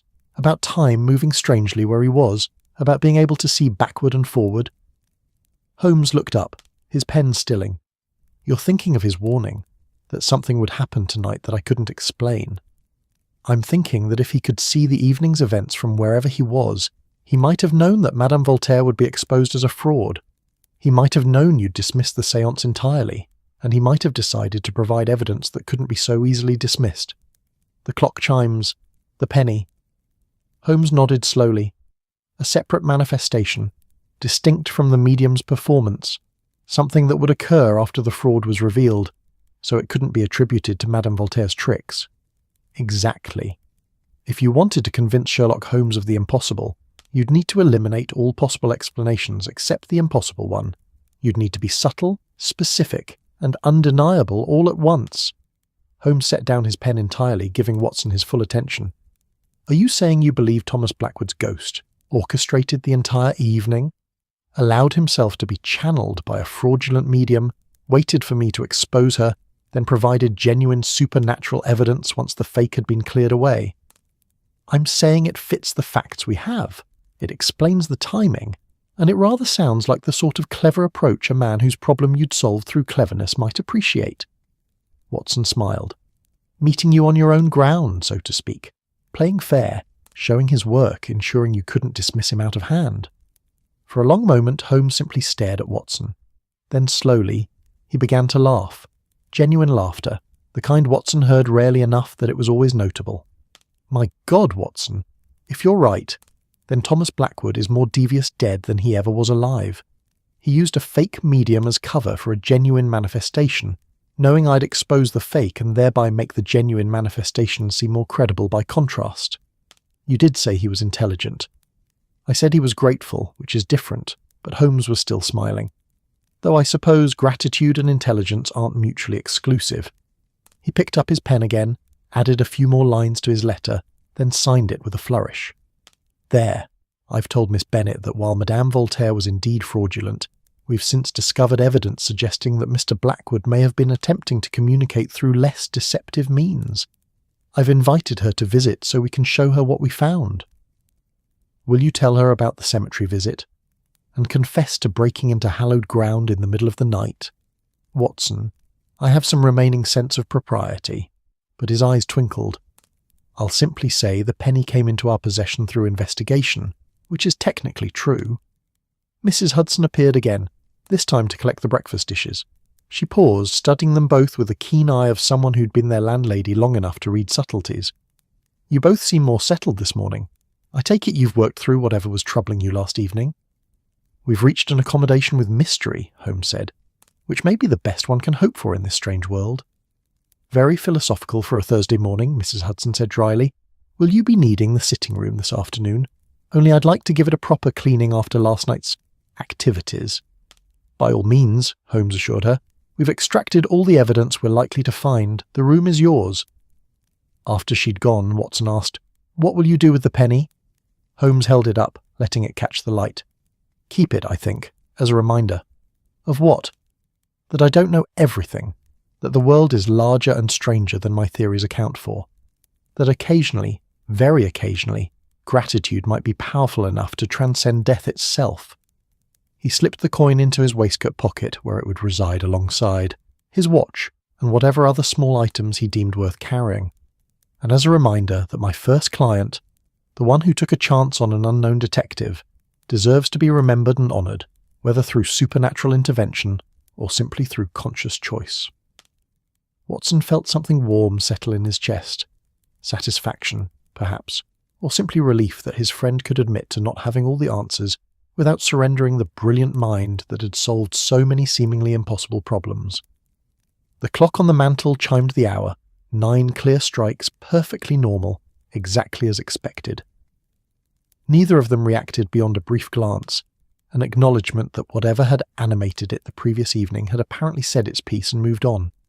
Outside, the fog had finally lifted, revealing a London that was grey and sooty and beautiful in its way. The street sellers called their wares. The cabs rattled past. The great city went about its business, indifferent to whether 2 men in Baker Street believed in ghosts or didn't, had solved a mystery or simply agreed to live with one.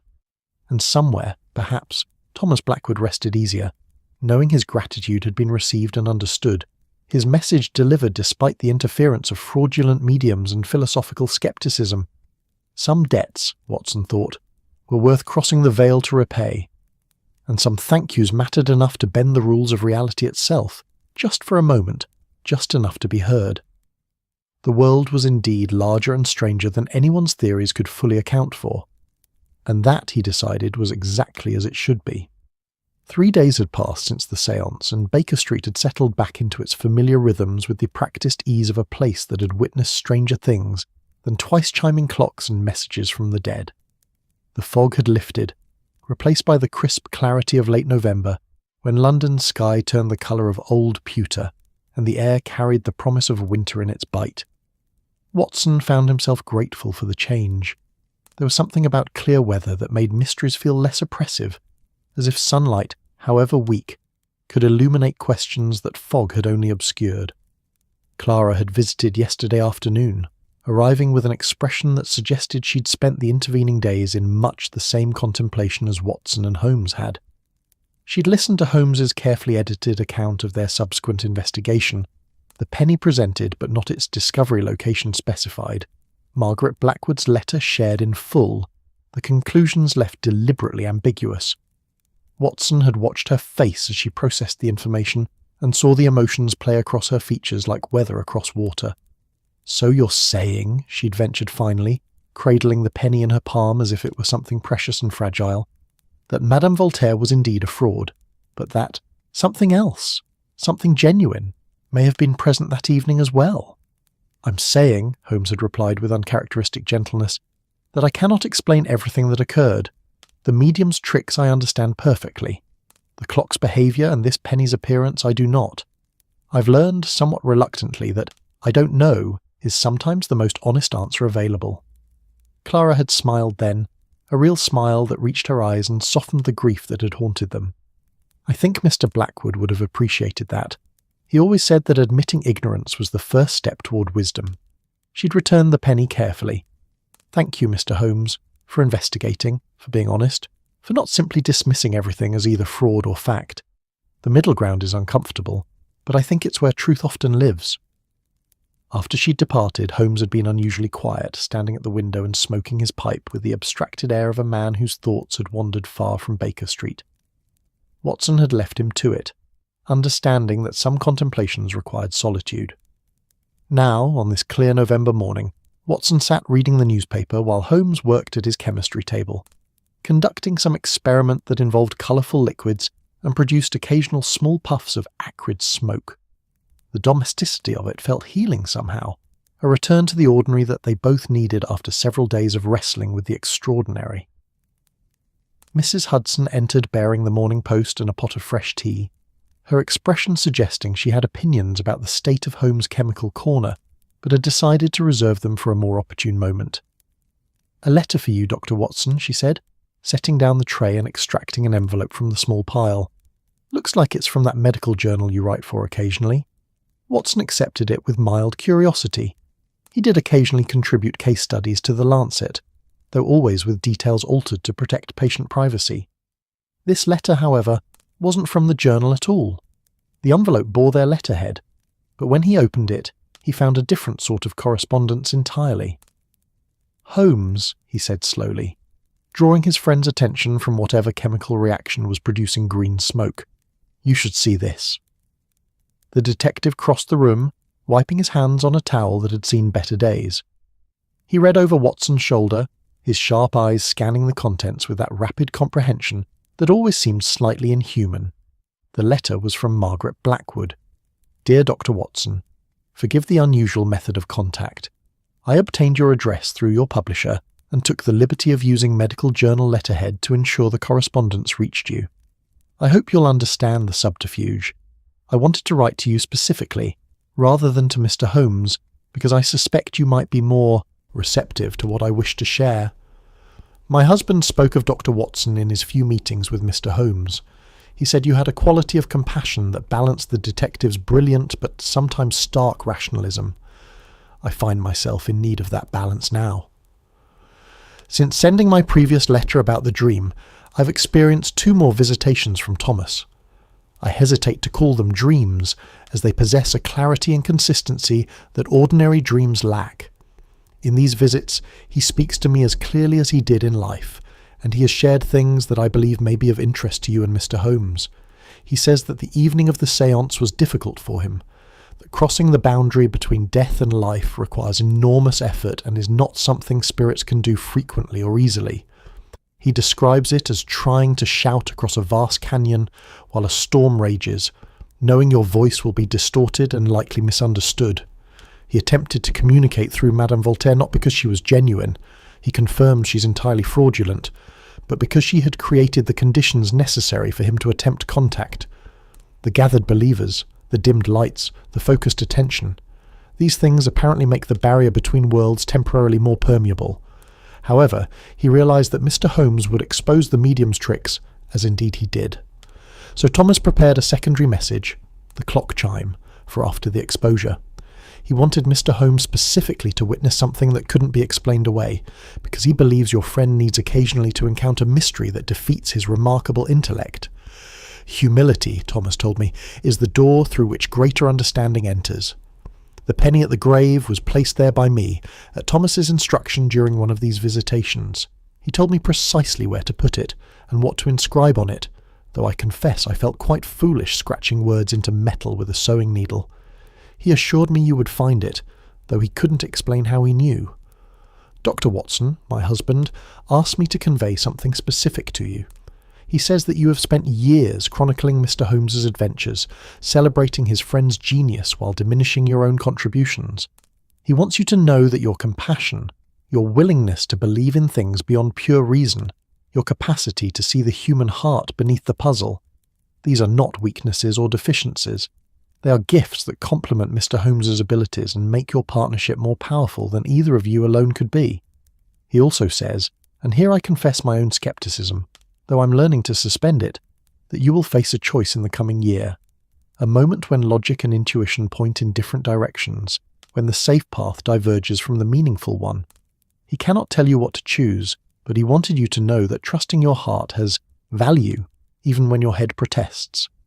I share all of this not to convince you of anything, but because if my husband has truly found a way to reach across death, then his messages deserve to be delivered. Whether you choose to believe them or dismiss them as the imaginings of a grieving widow, I leave entirely to your judgment. With warm regards and continued gratitude, Margaret Blackwood P.S. Thomas asks me to remind you that the forget-me-nots bloom out of season because love transcends botany. He seems to think this is both literal truth and metaphor, which strikes me as very like him. Watson read the letter twice, then handed it to Holmes without comment. His friend moved to his chair by the fire, settling in to read with that complete focus he brought to anything he deemed worthy of attention. Watson watched his face, trying to gauge reactions that Holmes kept deliberately controlled. When Holmes finally looked up, his expression was complicated. Amusement, frustration, thoughtfulness, and something that might have been warmth all competing for dominance.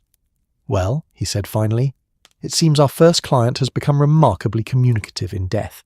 He never talked this much when he was alive." "You're being flippant," Watson observed. "I'm being defensive," Holmes corrected. "There's a difference. This letter suggests that Thomas Blackwood not only orchestrated the supernatural events of the séance evening, but has since been conducting regular conversations with his widow and offering life advice to people he barely knew." He set down the letter with careful precision. "It strains credibility, Watson. So did the clock chiming twice.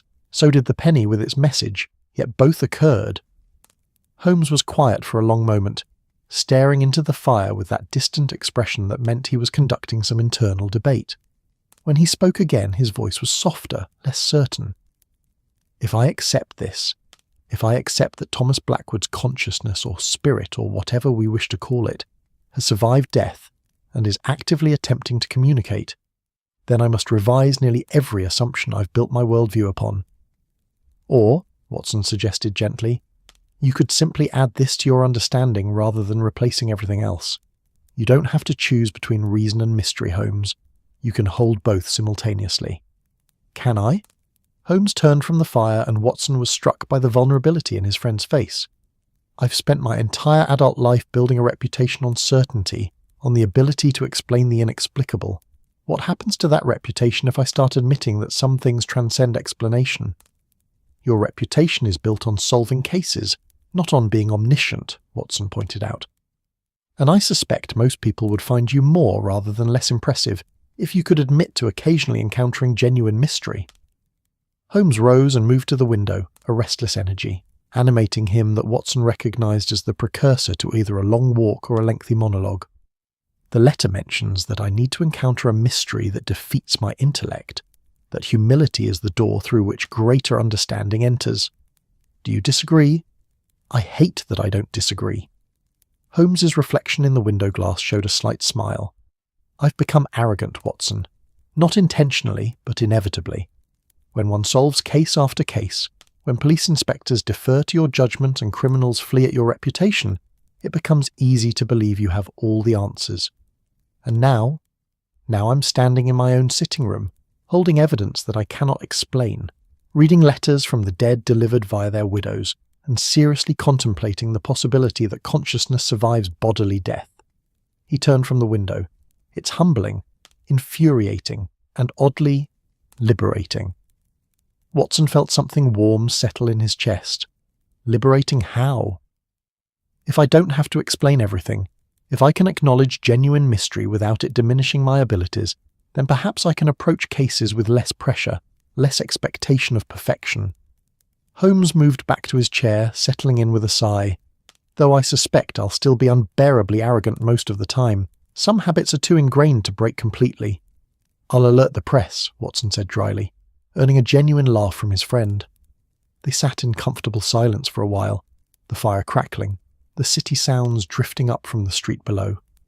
Watson found his mind drifting to the letter's personal message to him, about chronicling Holmes's adventures while diminishing his own contributions, about the choice he'd face between logic and intuition. He wanted to dismiss it as generic fortune-telling, the sort of vague prediction that could apply to anyone. But he couldn't quite manage the dismissal. There was something too specific in it, too knowing. He did tend to present Holmes as the hero of their adventures while relegating himself to the role of chronicler and companion. And he could already feel, in some inchoate way, that difficult choices were approaching, about his writing, his medical practice, his life with Holmes in Baker Street. Choices that would require him to trust instinct over analysis. The letter says something to you as well, Holmes observed, his eyes sharp despite the casual tone. Something personal, judging by your expression. It suggests I undervalue my own contributions to our partnership, Watson admitted, and that I'll face a choice soon between the logical path and the meaningful one.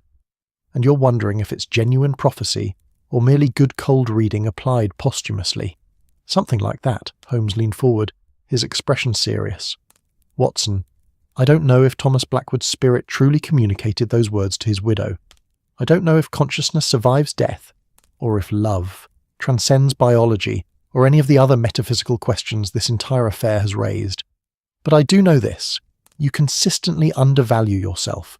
You describe yourself as my chronicler, my companion, my assistant, always secondary, always subordinate.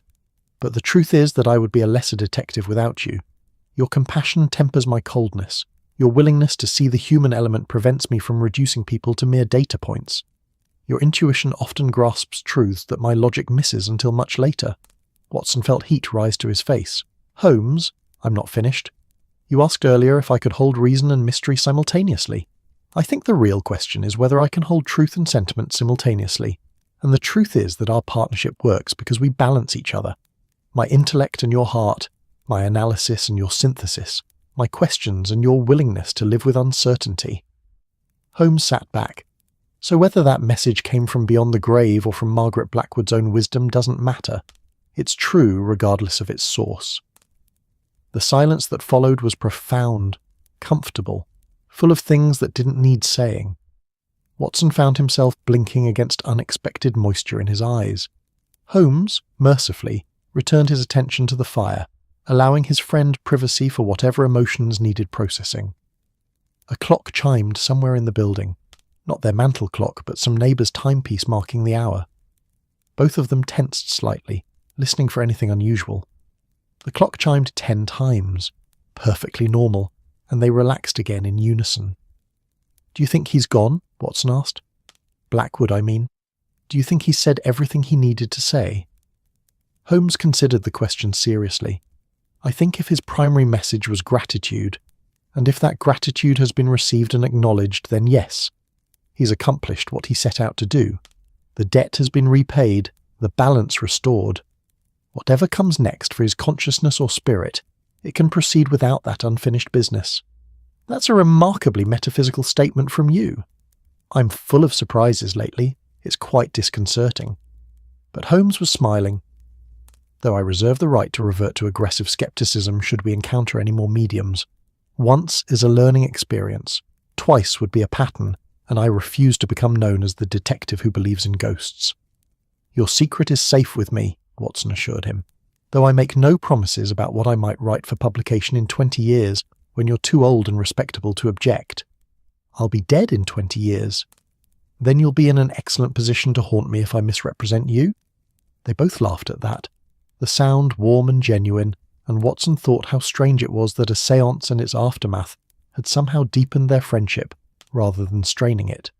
Perhaps that was Blackwood's real gift. Not the mystery itself, but the conversations and admissions the mystery had prompted. Mrs. Hudson appeared in the doorway, her expression hovering between amusement and exasperation. There's a young lady downstairs asking for Mr. Holmes. Says she's writing an article about famous detectives for a ladies' magazine. Shall I send her away? Yes, Holmes said immediately.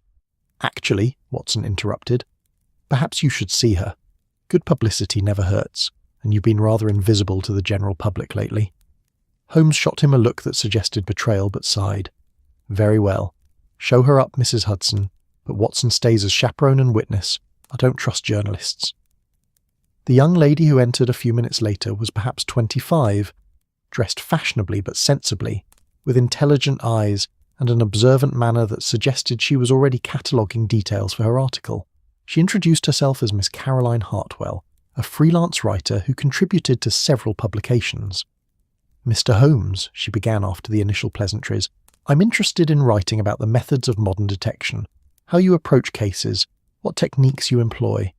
I understand you've developed quite a reputation for solving impossible problems. My reputation is somewhat exaggerated, Holmes said, with a glance at Watson that suggested this was a new development in his thinking. I solve problems that appear impossible until properly examined. There's a difference. But surely there must be cases that defeat even your abilities. Miss Hartwell's pen hovered over her notebook. Cases where the solution remains elusive despite your best efforts? Watson watched Holmes consider the question, saw the internal debate play across his friend's face. A week ago, Holmes would have insisted that he'd never encountered a truly insoluble case, that everything yielded to sufficient analysis. Now, after séances and supernatural pennies and letters from the dead, his answer was different. Yes, Holmes said simply. There are mysteries that remain mysterious. Cases where all the evidence points in contradictory directions, or where the truth seems to violate natural law, or where the available facts simply refuse to cohere into a coherent narrative. Miss Hartwell looked delighted. And how do you handle such cases, Mr. Holmes? With humility, Holmes replied, and Watson heard the echo of Blackwood's message in those words. I document what I know, acknowledge what I don't, and accept that some questions may not have answers I'm capable of discovering. The universe, I'm learning, is under no obligation to make sense to Sherlock Holmes. That's quite a philosophical position for a detective, Miss Hartwell observed, scribbling notes rapidly. I've had a philosophical week, Holmes said dryly. The interview continued for another 20 minutes, with Holmes providing insights into his methods while carefully avoiding any mention of specific cases or clients. Watson listened with half his attention, the other half drawn repeatedly to the mantel clock, which sat silent and well-behaved, marking time with mechanical precision. After Miss Hartwell had departed with promises to send them a copy of the finished article, Holmes returned to the window, gazing out at the street below where life continued its endless flow. That was strange, he said finally, talking to a journalist. Admitting uncertainty, acknowledging mystery. A week ago I would have told her that every case eventually yields its secrets to proper analysis. Today I told her that some mysteries remain mysterious, and I actually believed it. Growth, Watson suggested. Or perhaps just honesty. Perhaps both. Holmes turned from the window, his expression thoughtful. You know what the strangest part of all this is, Watson? What? I feel lighter, as if I've been carrying a burden I didn't know I had, and Thomas Blackwood's séance allowed me to set it down. The burden of always having to know, always having to explain, always having to reduce the wonderful to the mundane. He moved to his chair, settling in with visible relaxation. There's freedom in admitting ignorance, room to breathe, space for wonder. Watson smiled. I suspect Thomas Blackwood would be pleased to hear that, if he were still around to hear it. Who's to say he isn't? Holmes said lightly. Perhaps he's watching this very conversation, nodding approvingly at my newfound humility, taking notes for his own posthumous memoir. Now you're just being fanciful. Am I? A week ago I would have said communicating with the dead was fanciful. Now I'm not sure what's possible and what isn't. It's disorienting, but not entirely unpleasant. The afternoon wore on in a comfortable routine. Holmes returned to his chemistry experiments. Watson wrote letters and attended to correspondence. Mrs. Hudson brought lunch and collected the remains, muttering about the state of the carpet near the chemical table. The mantel clock chimed the hours correctly, and gradually both of them stopped tensing in anticipation of anomalies. As evening approached and gaslight began to glow in the street below, Watson found himself thinking about Margaret Blackwood's letter again, about the choice he'd supposedly face between logic and intuition, safety and meaning. He didn't know what that choice would look like when it arrived, but he felt oddly prepared for it, as if the séance and its aftermath had taught him something important about trusting the inexplicable, about accepting mystery, about following one's heart even when one's head suggested caution. Holmes, he said suddenly, interrupting his friend's contemplation of a particularly colourful chemical reaction. Thank you. Holmes looked up, startled. For what? For being willing to investigate Clara's request, even though you knew it would likely be fraudulent. For being open to possibility despite your scepticism. For admitting uncertainty when you encounter it. Watson paused. For being a friend who can grow and change and acknowledge when he doesn't have all the answers. Holmes was quiet for a moment, his expression softening. Well, he said finally, it seems Thomas Blackwood taught us both something important.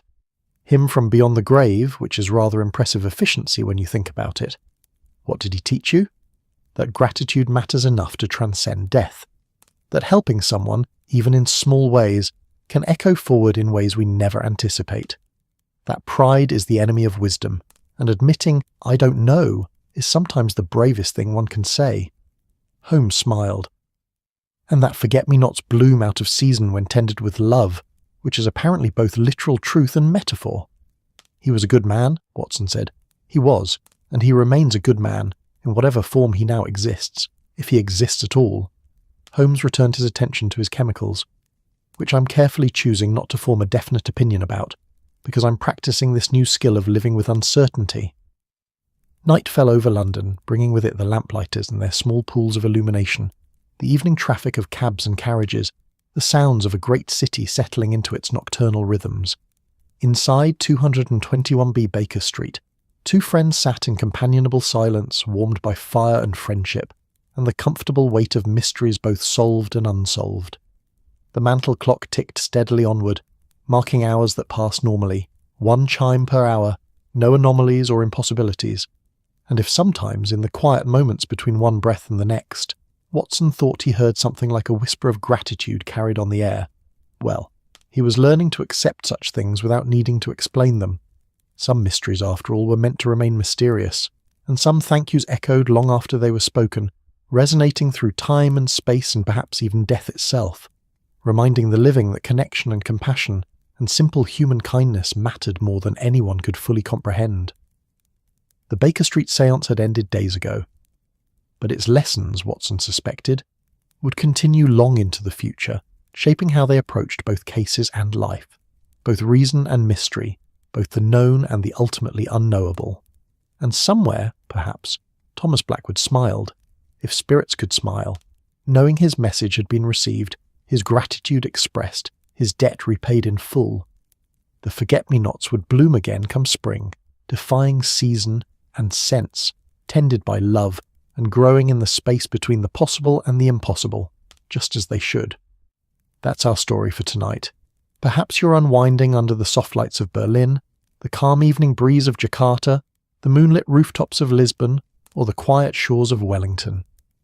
If this tale brought you comfort like the episode, and subscribe for more peaceful nights and wandering dreams, let the silence cradle you, let the darkness feel warm, let your thoughts drift into softness.